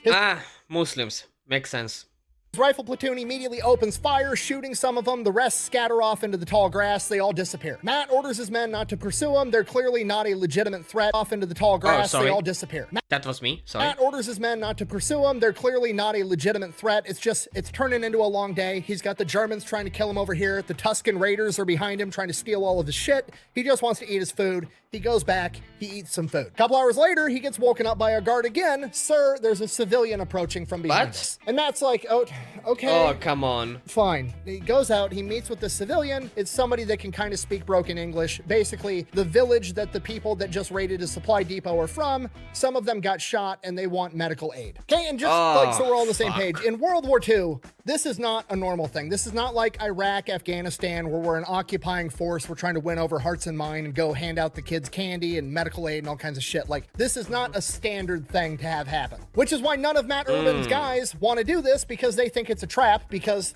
obviously. Despite that, Matt Urban decides they're going to go do it. So he grabs some medics, grabs a rifle platoon, they head off to this village, and they patch up everybody that they can that got shot. Get that done, head back to the pass where their base is, and they're there for about an hour, and then the guard comes running up again. Sir, there's another civilian approaching. They go out there, and it is just this one singular Jeep hauling ass straight towards them. Matt grabs a bunch of guys with guns, tells them to hide in the tall grass, be ready for anything. He's got 2 guards with him. He's standing in the middle of the road as this Jeep comes screaming up. As it approaches, he sees what appears to be like a sultan, like a king. The dude's got all the fancy robes on. He's got this big ass gold chain with a massive gold pendant, and the Jeep rolls up and stops, and in broken English asks who's in charge. At this point, Matt's thinking, okay, this is somebody important. This is like the king or something, and I've just committed an international incident. So he's like, God. I'm in charge, sir. Lieutenant Urban. The Sultan dude then gets this big, enormous smile showing off his gold teeth and says, and I quote, "Thank you. You killed a bad man. Thieves no good." Thank you, buddy. That dickhead was a pain in our asses. Thank you for getting rid of him. Pretty much. Jeep then does a big U-turn and drives off the other direction where they came from. All of his guys come out of the tall grass, laughing and joking, imitating the Sultan dude. And Matt Urban's just standing there like, what the fuck is happening right now? This is the weirdest day ever. I'm going to bed. Yeah. I would not blame the guy. Just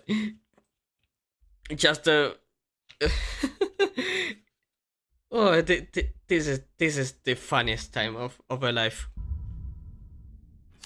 Matt Urban and the rest of the 9th Infantry Division are headed further into Tunisia, and while they're making their way there, they come across a clan of Gomieres. Now, Gomieres, from what I understand, is Arabic for the phrase irregular soldier. Basically, they're badass guerrilla fighters that are very reminiscent of Gurkhas. They're known for carrying big-ass scary blades, and they're known for having the same exact legend that Gurkhas have, that if they draw their blade, they have to draw blood. So if there's no enemy to kill, they'll cut their finger, because it's just like part of the superstition. Every time you draw your weapon, it has to draw blood. They're Moroccans that are working for the French and usually only carry blades into combat.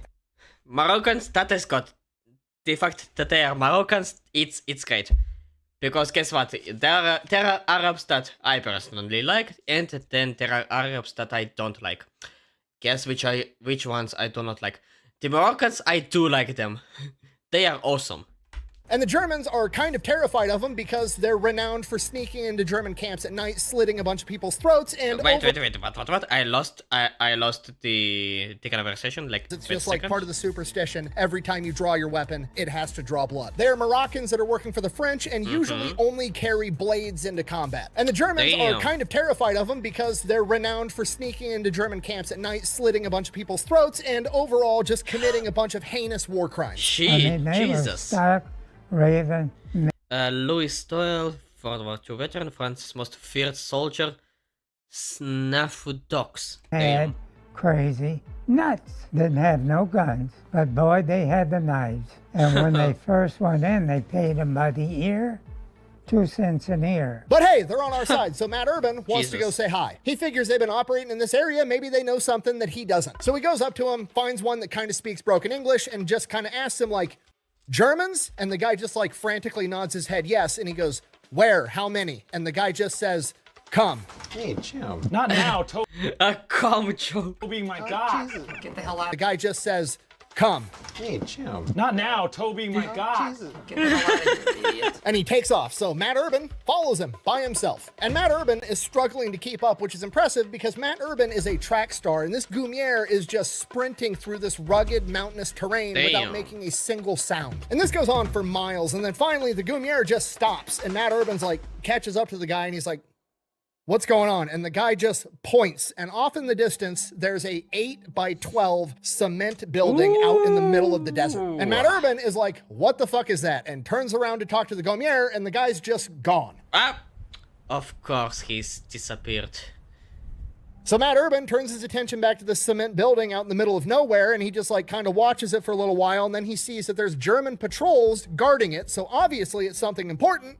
He better go investigate. So he starts low crawling, moving as little as possible, excruciatingly slow, covering ground. And as he gets closer and closer, he starts seeing all kinds of wires running into this cement building. And that's when he realizes, oh shit, this is Rommel's entire division's communications hub. He keeps working his way closer and closer to the building, and then eventually the sun's starting to go down, and the Germans that are on patrol all sit down and start eating their dinner. This is his chance. He sneaks up to the cement enclosure, pulls a pin on his grenade, opens the door, throws it inside, shuts the door, grenade explodes, pops back inside the door, shoots both the radio operators with his Colt 45, then throws another grenade right at the radio equipment and takes off fucking running. The Germans start chasing him, they're shooting at him. One of them throws one of their big ass stick grenades near enough to him to knock him off of his feet, takes shrapnel in his right hand, hops back up and keeps sprinting, says it's the fastest he's ever run in his entire life. Makes it to within 100 makes sense. yards of his own lines, and then his own guys start shooting at him with machine guns. He runs and dives into a depression and like has a white handkerchief and is like waving it over the top, and one of the guys that's shooting at him is like,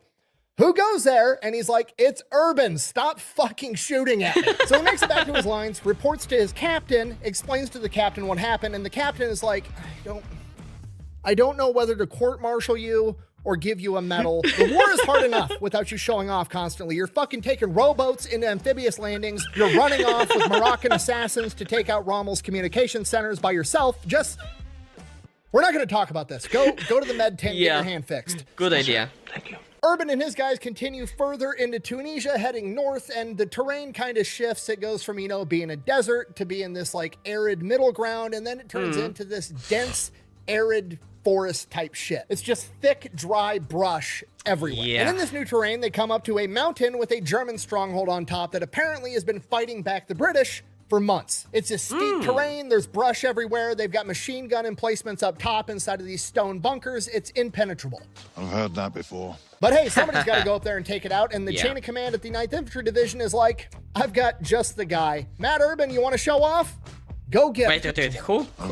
Heard that before. But hey, somebody's got to go up there and take it out, and the chain of command at the 9th Infantry Division is like, I've got just the guy. Matt Urban, you want to show off?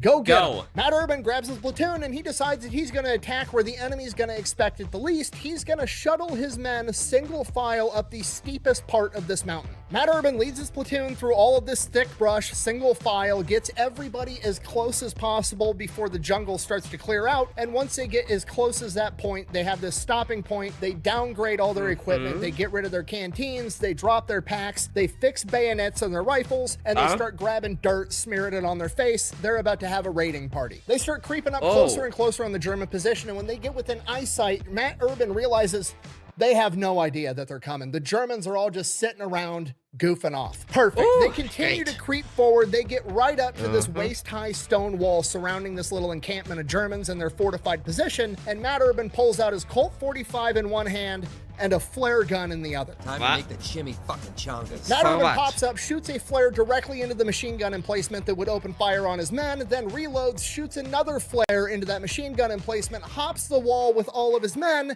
and they charge. The Germans are caught completely off guard and have to retreat from their positions. They run, they occupy the bunkers with the machine guns, they turn the guns around and open fire on the fleeing Germans as they see off in the distance that the Germans have some captured Allied POWs that they begin executing. They then proceed to go capture those Germans and line them up to return the favor. The Nazi officer is then screaming, "You can't do this, it's against the Geneva Treaty," at which point he's basically told, "So was what you just did.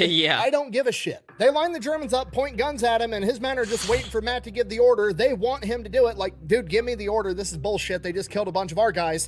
Let's return the favor. And Matt, no. He can't do it. They finish taking the position and escort the German prisoners back to headquarters. He'll fight. After this, they continue to advance further into Tunisia, and what's going on at this point during the campaign is the Allied forces have basically taken over the entire country, but the Germans are still held out on top of like hills and mountains in these super strong fortified positions, and the Allied forces have just kind of gone around them for now. They've taken over the whole country, and now it's time to double back and clear them out. And Matt Urban's battalion has been tasked with going and taking out a fortified German position known as Hill 409. So Matt Urban's unit, the 2nd Battalion of the 60th Infantry Regiment of the 9th Infantry Division, makes their way to Hill 409. Once they get fairly close, Matt Urban orders the rest of his men to rest. He grabs a couple of his best guys and he goes up on a scouting mission to assess the situation. They get up there close enough and Matt Urban realizes that there's an entire German regiment on top of Hill 409, which is about 2 to 3 times bigger than a battalion. I like those odds. Just so we're all on the same page and we know what that means, they are outnumbered at least 2 to 1. They'll be fighting uphill into fortified machine gun positions. Not looking that great, but also Matt Urban's the main character and he's got plot armor, so we're gonna fucking run it. But he's gonna need a pretty good plan, so he stays there just watching what the Germans are up to, and he notices right around lunchtime at noon, all of the Germans leave their fortified machine gun positions, eat lunch, and then after lunch, a new group of Germans switch out and they go occupy the machine gun positions. That's the plan. They're going to rush those fortified machine gun positions right when they are unoccupied by the Germans, then they're going to spin them around and use their own fortifications against them and take the hill. And the very next day, that's exactly what happens. They mow down some of the Germans with their own machine guns, but the vast majority of them retreat and escape. And that's it. Main character, good plan, makes for an easy day for a minute, because about 15 minutes later, the Germans launched a massive counterattack, and now the entire battalion is in this German fortified... Can you react to Destiny by token? I will look it up later. By the way, hello there, Prime. Position, and they are now surrounded by a force 2 to 3 times larger than them, and they're fucking stuck with no way to get more supplies. They managed to repel the first German counterattack, but like I said, they're still stuck. So they just kind of hang out there, and they repel another counterattack, and then night comes, and they repel another counterattack, and then the second day, they repel multiple more German counterattacks, and they're running out of food, water, and ammunition. By the end of the second day, things are not looking good. They are going to run out of ammo and all their other supplies. They're going to get overrun. Luckily, on the morning of the third day, they managed to get a bunch of supplies airdropped in right on top of the hill. Great.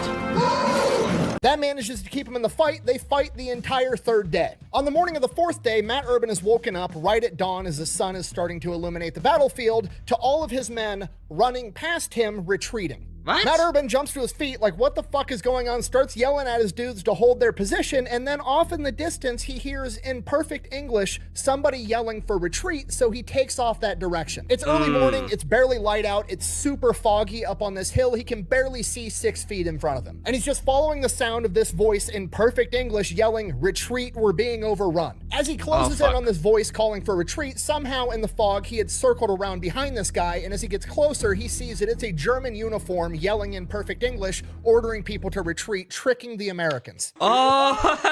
I'm sorry. Okay. Now you die. Matt Urban runs up behind this guy, pulls out his trench knife, Absolutely stabs him brilliant. in the neck to shut him up immediately, and Jesus, in the neck.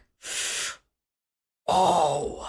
Fast. I don't know if it was luck or if he actually did this on purpose, but he grabs the German's burp gun and shoots the 2 guys that were with him. And the reason that this is genius is because it totally saves him and his men, because by using the German gun, which sounds significantly different than the American Thompson, the Germans know that, the Americans know that, it gives all of the Americans warning of like, hey, here's where the Germans are, they're coming from this direction. In addition to that, all the German forces behind him now think that he's German, so they're not going to open fire on him, which really comes in handy as an entire German rifle squad comes running through the fog towards him, thinking that their buddy needs backup, and he turns the burp gun back around and lights them up too. Matt then runs back to his guys through the fog, gets everybody back into their fighting positions as they repel the Germans' last all-out counterattack, where they threw everything they had at the Americans. But because of Matt Urban's actions, they managed to hold out, and after that one single counterattack, they counted 116 dead Nazis on the hill. And that was it. The Germans continued retreating, they were gone, the hill is secured. For this battle, Matt Urban's battalion would receive a Distinguished Unit Citation, which is a huge deal, and shortly after that, the Tunisia campaign would come to an end, with Axis forces surrendering in the area on May 13th, 1943.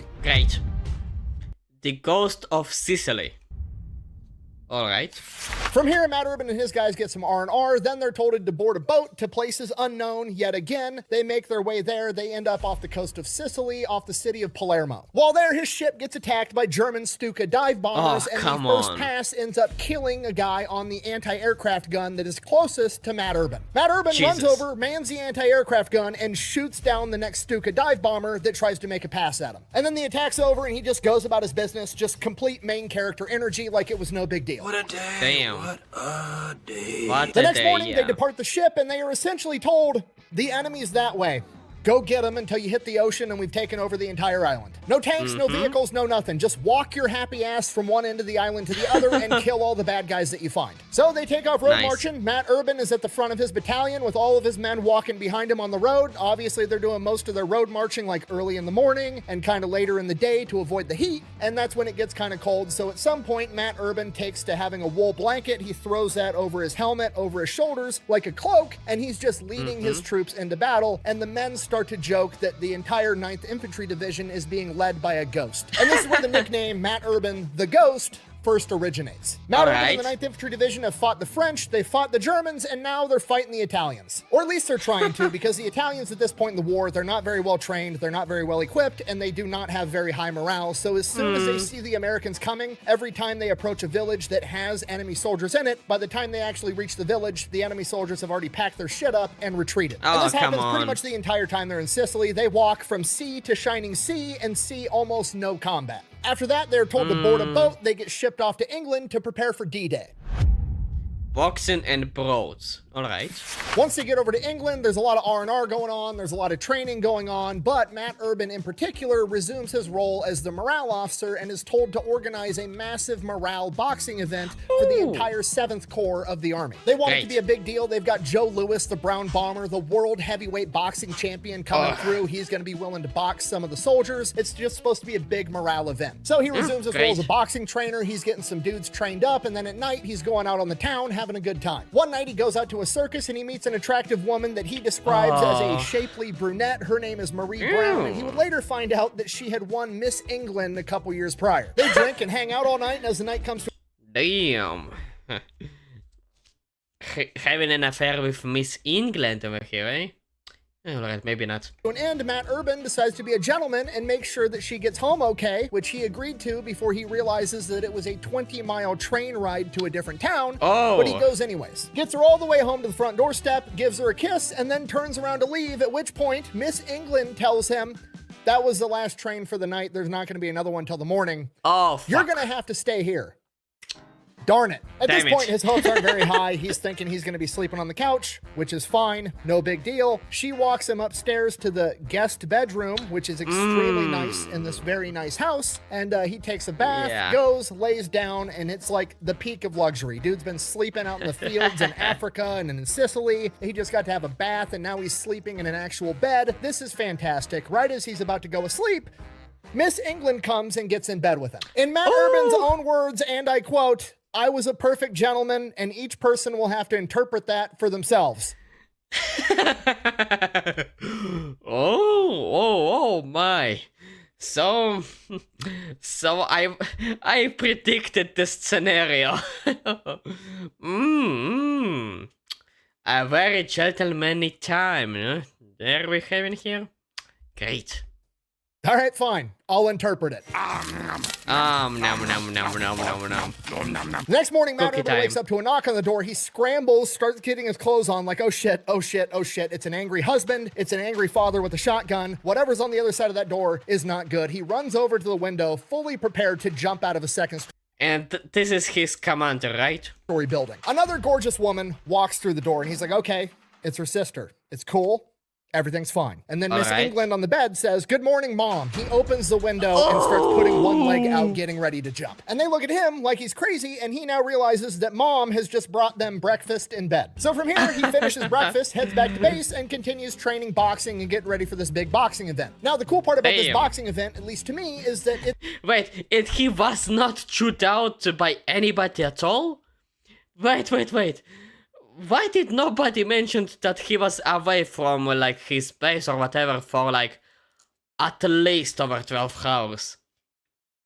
Like, what the hell? Or did he had, like, leave time for up to 72 hours or whatever? maybe nobody nobody noticed that the dude disappeared. Maybe they thought that he had leave. Maybe the name Ghost does make sense.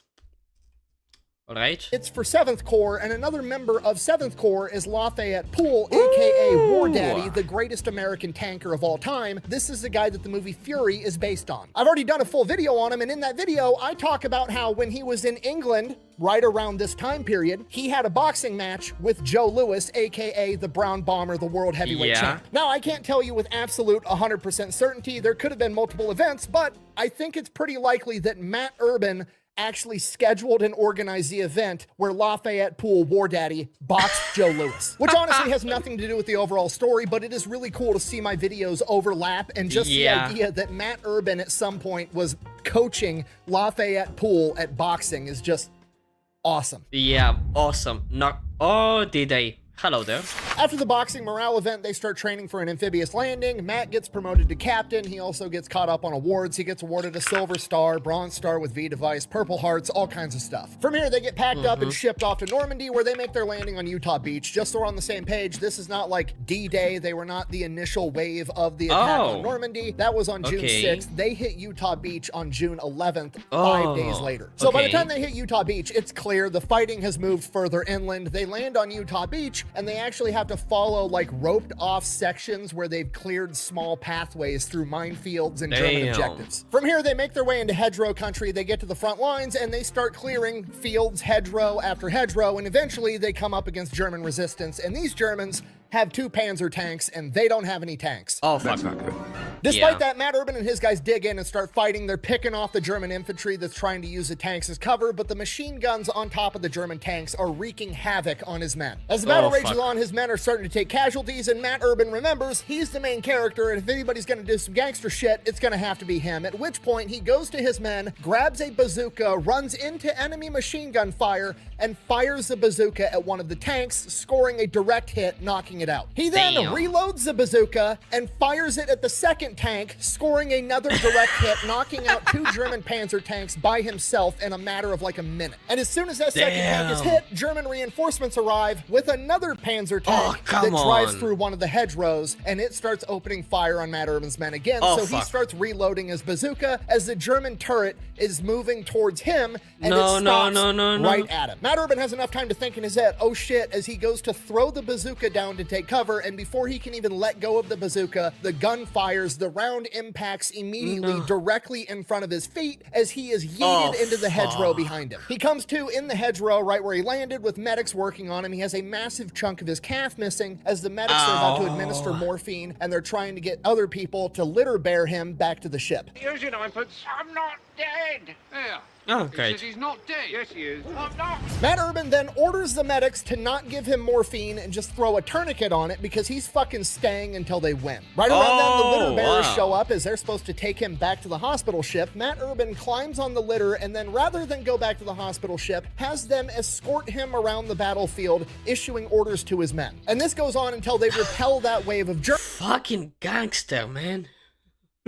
Just, I don't care if I'm about to die. I will still lead my men to victory. And eventually the battalion surgeon, the head medic for the entire battalion, also an officer that outranks Captain Urban, has to go to Urban and order him to go to the aid station. So they get him back to the beach at a field hospital. 2 surgeons start working on him. They don't have any anesthesia. All he has is a local anesthetic. He is wide awake as 2 surgeons are cutting out necrotic tissue from what used to be his leg. The surgeons laugh. He's done his job as a morale officer. He's keeping morale high. Eventually he asks the surgeons, okay, how much longer is this going to take so I can get back to my men? And the surgeons are like, dude, you might lose your entire leg. You're done here. You're not going back to the front.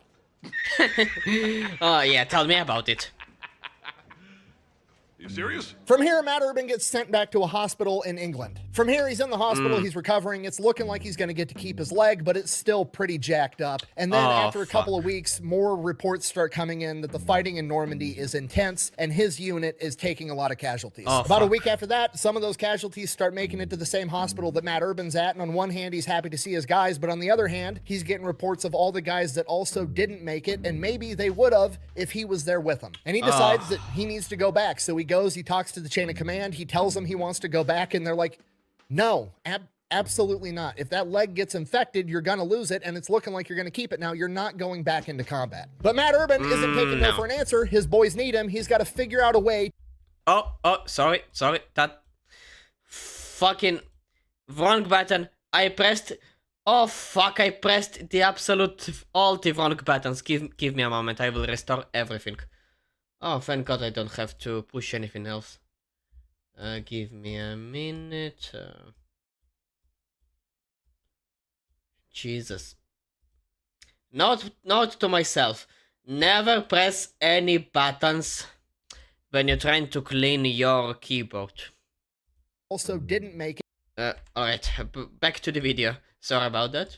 On one hand, he's happy to see his guys, but on the other hand, he's getting reports of all the guys that also didn't make it, and maybe they would have if he was there with them. And he decides that he needs to go back. So he goes, he talks to the chain of command, he tells them he wants to go back, and they're like, no, absolutely not. If that leg gets infected, you're gonna lose it, and it's looking like you're gonna keep it now. You're not going back into combat. But Matt Urban isn't taking no for an answer. His boys need him. He's got to figure out a way to get back to Normandy across the English Channel. So he's sitting outside this hospital on a park bench, and then he sees his way of getting back to Normandy. There's a platoon of 40 guys lined up in formation. The formation looks horrible. Their uniforms look horrible. It's a giant pile of shitbags, and Matt Urban goes and talks to the officer leading them, and he's like, what is this? Who are these guys? Urban then finds out that this platoon of men is unaffectionately nicknamed the Dirty 40, and basically it's 40 shitbags that had all tried to dodge the draft or had faked an injury, basically trying to do anything they could to not get shipped off to combat, and now they've essentially just been thrown at this hospital to do grunt work and labor because nobody trusts them to actually do anything important. Basically, nobody wants to deal with them. The officer in charge is just babysitting them, and they're a giant pain in the ass. So Matt Urban offers to take over. He says that he'll start training them. He's got a lot of combat experience. He's a good officer. He's a leader. Let me take it over. I just need something constructive to do. I'm going nuts sitting in my hospital bed all day. The officer is like, yeah, okay, sure, take him. I don't want him. Whatever. For the next couple of weeks, Matt Urban whips these guys into shape the best that he can. And he's not exactly working with the cream of the crop, but he gets them to the point where they're kind of looking like they're soldiers and convinces the chain of command that this platoon is ready to go see combat in Normandy. At which point Urban is like, look, I know I can't be their officer when they're in theater, but I would at least like to travel to Normandy with them and hand them off to the officer that's taking over. And the chain of command lets him do it. So Matt Urban, with a cane and 40 fuck-ups, board a ship, cross the English Channel, make it over to Normandy. He lands on Utah Beach again a second time. He hands off the dirty 40 to the officer that's expecting them, at which point he's supposed to go get back on the ship and go back to the hospital. But that will not happen. Wanders over to a field medical station where he finds the newest, greenest ambulance driver he can find and orders him to drive him to the front lines where his battalion is. He gets dropped off at the front lines in an active battle. Urban doesn't realize this at the time, but he has just been dropped off right in the middle of Operation Cobra, which happened after Normandy. Basically, the Allied strategy was to back up a little bit and then carpet bomb the ever-living shit out of the Germans. The Germans in this sector that his men are fighting, once they backed up to allow for the carpet bombing, ran up and occupied the fortified positions that they had just had and weathered the storm of the bombing. And now they're using those fortified positions against them. Matt comes hobbling up in a cane, gets into a depression with some men. Nobody knows what the fuck is going on. The Germans are shooting at them and he's like, who's in charge? Nobody knows who's in charge. Apparently the company commander has been killed. At this point, Matt Urban with his cane is like, I guess I'm in charge. Starts issuing orders to his men to spread out so they don't get taken out by a single mortar and starts getting everything going. As he kind of gets his footing and evaluates what's going on, they had 3 tanks that were supporting this company. 2 of them have been knocked out and the other one is kind of sitting in a no man's land.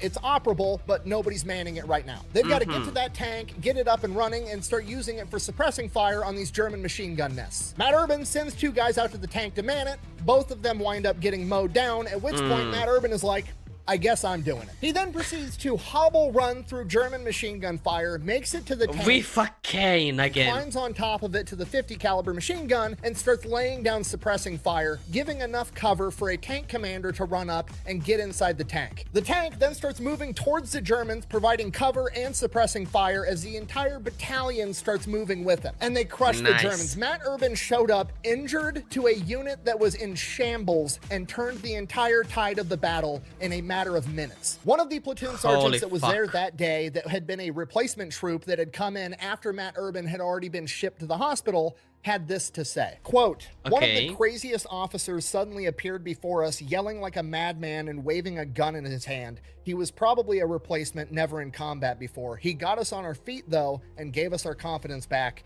and saved our lives. Another platoon sergeant had this to say, quote, Urban moved forward and damned if the U.S. Army didn't move forward also. He bellied up to the tank and amid heavy gunfire, scrambled aboard and manned the machine gun. The driver took heart with Urban aboard. The tank roared forward and Urban tore the hillside apart with that gun. Because of this, his battalion commander writes him up for the Medal of Honor and ships off the paperwork. Urban stays with his men as they continue advancing further into enemy territory. About a week later, on August 2nd, he takes shrapnel to his chest and is told that he needs to go back to the hospital. He promptly refuses and stays in the fight anyways. 4 days after that, on August 6th, his battalion commander is wounded in combat and he's shipped off. And now Urban is the commander of the battalion. Ooh, last rites. Oh my god. He's about to do some gangster shit. Also, does Nick leaves at least links for the music? Sadly, he doesn't.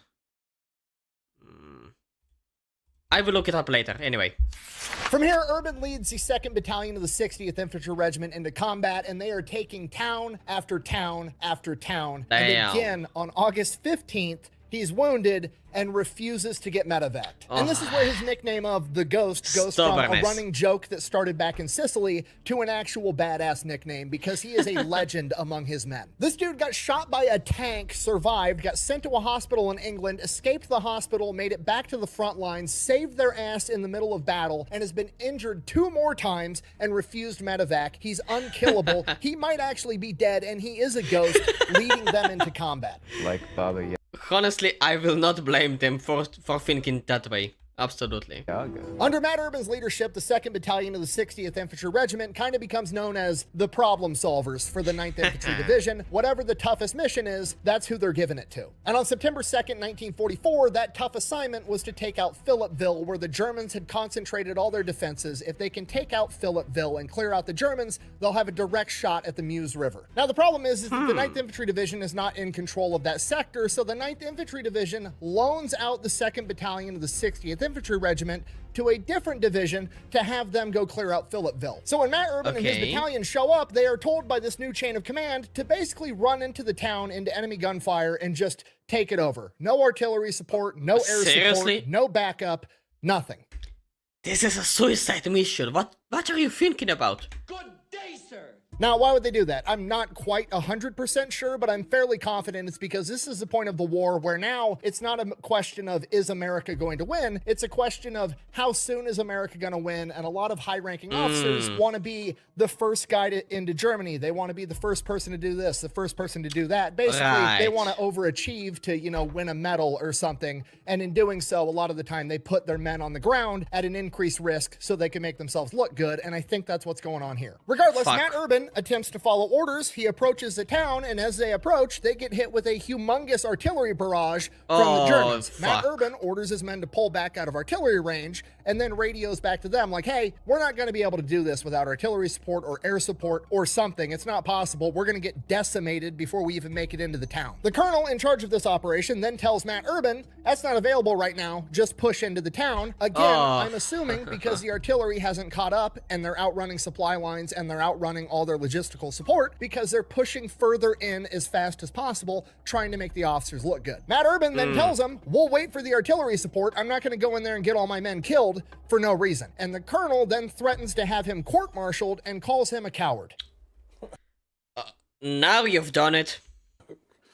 Okay. To which Matt Urban replies, do whatever you got to do. I'm not sending my guys in there to die. So what the colonel does is he calls up all the new reinforcement troops from the rear that just got here from America that have not seen combat and orders them to march past Matt Urban's unit and straight into the town. And to nobody's surprise, not only do they not take the town, they don't even make it to the town because they get lit up by German artillery. They take so many casualties, in fact, that night, the general in charge of that colonel who's in charge of Matt Urban decides to have a meeting with the two of them and a bunch of other officers to come up with a plan on how they're going to take this town. The colonel explains to the general he thinks that they should push in right now with everything that they have, and Matt Urban says, we're going to get absolutely destroyed by German artillery. We need you to get artillery up here to silence the German artillery, and then I will take my regiment in there and we will clear out the town. It's what we do. The general immediately sides with Matt Urban, says he's going to get artillery moved in there first thing in the morning, at which thank God that the general has some brains.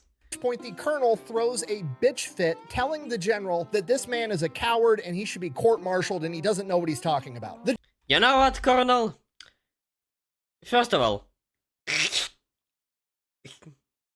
that's your rank. You're now second lieutenant or whatever. Second of all, you are getting court-martialed. Matt Urban, take this patch. Now you're a colonel. The general then snaps at the colonel. I'm paraphrasing, but roughly what he says is, if he had followed your orders yesterday, him and all of his men would be dead. That man is Matt Urban. I specifically requested him and his unit from the 9th Infantry Division come help us with this because they're one of the best units in the entire fucking war. That man signed himself out of the hospital and saved his unit at St. Lo and was instrumental in spearheading the entire breakout. He then turns back to Urban, who's shocked that this general even knows him by name, and says, you're gonna have whatever you need first thing in the morning. Go get it done. Oh, yes. I bet somebody feels pretty stupid right now. Matt Urban leaves the meeting like, all right, I got what we need. Let's go figure out what we're up against. So he grabs two NCOs. This is like 11 o'clock at night on September 2nd, and they sneak up to the enemy position. They kill several guards with garrote wire to figure out what the enemy has for defenses. After they take out the guards, they get eyes on the enemy position. It looks like there's an entire German regiment there. They've got tanks, they've got machine gun nests, it's going to be a fight. From here, Yeah. they make it back to their lines. Matt Urban sets up the battle plan, gets a couple of hours of sleep, wakes up at 4 a.m. on September 3rd, and gets all of his men ready and into position, ready to launch this attack. And they wait until 5 a.m. when the humongous artillery barrage from the Americans hits to silence the German artillery. They storm the town. It's going as good as it can. Obviously, they're taking casualties, running into German machine gun fire, but it's going as well as you could possibly expect. As they advance further into this town, they get pinned down by German machine gun fire, at which point Matt Urban decides he's going to do Matt Urban things and rushes the German machine gun nest, throws a grenade into it, blows it up, runs to the next one, hucks a second grenade into it, and then feels like he got hit in the neck by a fucking sledgehammer and drops to the ground. He hears the grenade go off and the gun goes silent, and then he wakes up with medics sitting over him, and it's not just any medic, it's the battalion surgeon. He starts to come to a little bit more. He's wet, covered in a ton of his own blood, and he can't move, not because he's physically unable to, but because one of his soldiers has both of his thumbs pressed into the bullet hole in his neck, trying to stop the bleeding as the surgeon is trying to work on him. So Matt Urban's laying there trying not to move, and then the priest from the battalion winds up making it there, and Matt Urban remembers the priest asking the doctor, is he gonna make it? And the doctor looks over to the priest and just shakes his head no. Matt Urban hears this, he thinks he's gonna die. Don't you dare. And all of the men around hear this. They think that their fearless leader, the unkillable Ghost, has just been killed. And the last time they see him, he's getting read his last rites on the battlefield by that priest before being loaded up onto the hood of the Jeep and driven to the rear. A ghost can't die. Matt Urban survives and actually makes it to the aid station somehow, and once he gets there, whether he realizes it or not, he is triaged. Meaning he is sorted into a category of how severe his wounds are, which is going to determine how quick he gets treatment. There's basically four categories. There's urgent, which means this guy can survive, but we need to get him to surgery right now. He's on the next ambulance out of here to an operating room or to a hospital. Then there's delayed, which means this guy's critically wounded, he needs surgery, he needs better care that we can't give him here, but he's stable for the moment. If somebody else needs that ambulance more, take it. Then there's minimal, which is like walking wounded. This guy's messed up. He needs care. He can't go back into battle. We need to get him to the hospital, but he's stable. He's fine to hang out here for a while. And then there's the fourth category that Matt Urban gets sorted into, which is expectant, which means his wounds are so bad that he's going to die. There's nothing anyone can do for him. So we're just not going to waste space on the transport, and we're going to try to help people that have a chance at surviving. So he is basically shoved into the corner, receives the minimum amount of care, basically just trying to comfort him until he dies. But he doesn't die. He lays there for 2 days with a hole in his neck, and eventually it gets to the point where he gets so thirsty, he's getting all his fluids from IVs, but that doesn't do much to actually, quench your thirst in your throat, where he starts writing on a piece of paper asking the nurses for water. After asking multiple times, they eventually come up with like a cup of water and a teaspoon and pour a teaspoon of water into his throat, which sends him into a coughing fit for what seems like forever and is extremely painful. Jesus. All right, no more of that. He then eventually winds up getting transported to a hospital back in England again. Once he gets there, he's evaluated by the doctor that's kind of his new primary care guy, and he's writing on paper to communicate because his vocal cords are completely shot, and he basically tells the doctor that he can't drink, but he's super thirsty. He tells the doctor they tried giving him a little bit of water with a teaspoon, sends him into a coughing fit. It's extremely painful. It just is a shitty situation. The doctor looks over to the nurse and is like, go in my office, third drawer down in my desk, there's a bottle of bourbon and a shot glass. Bring it here. He then proceeds to pour Matt Bourbon? Alcohol? You serious? Why? A shot and tells him to drink it in one gulp. Matt Urban's like, okay, you're the doctor. Fuck it. Expecting this to hurt extremely bad. Takes a shot, goes right down like it was nothing. Matt Urban's shocked. The doctor then explains to him, trickling water down your throat 1 little teaspoon at a time would make anybody cough, neck wound or not. Your vocal cords are shot. You might never talk again, but you can at least eat and swallow. All right. From here, he's up and walking within a couple of days, and then within a week, he's requesting to go back to combat by writing it down on a sheet of paper, saying that he can still lead his troops by writing the commands. To which he is told, absolutely not. So he waits for a couple of days and then requests 5 days of leave to go up to Scotland to, go sightseeing or whatever for his personal morale. Really? And they give it to him. He then proceeds to snag a ride on a cargo plane across the English Channel and then hitchhike all the way into Germany where his men are. He gets to where his troops are at and he steps out of the Jeep, and the first thing anybody says as they're all standing there with their jaws on the floor is, holy shit, he really is a ghost. What the hell? No!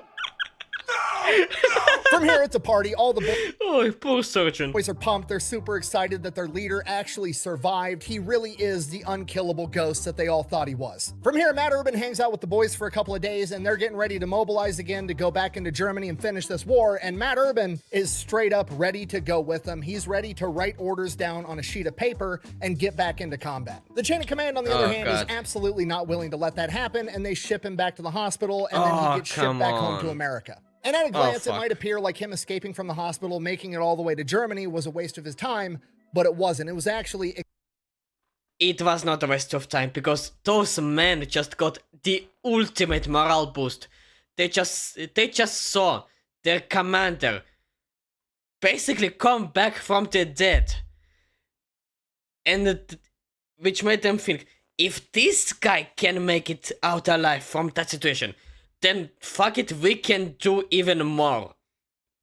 Extremely important. Because you got to remember, Matt Urban's the morale officer. He is in charge of making sure the men are motivated to fight. And Matt Urban is really living up to his role as morale officer because he's done incredible things for their morale, because there's nothing that can be more devastating to a combat unit than seeing their star guy, their best player, the man that's fearless, that they follow into battle, that they're trusting to get them back alive. To see him die in combat on the field is devastating, because every single dude is now thinking, Matt Urban was better than me. I was going to follow that guy anywhere. And if they killed him, what chance do I have? To have that on your mind for the next 2 weeks, and then to have a Jeep pull up and to see that guy step out, literally coming back from the fucking dead, does unspeakable things to your motivation and your outlook on how this is going to go.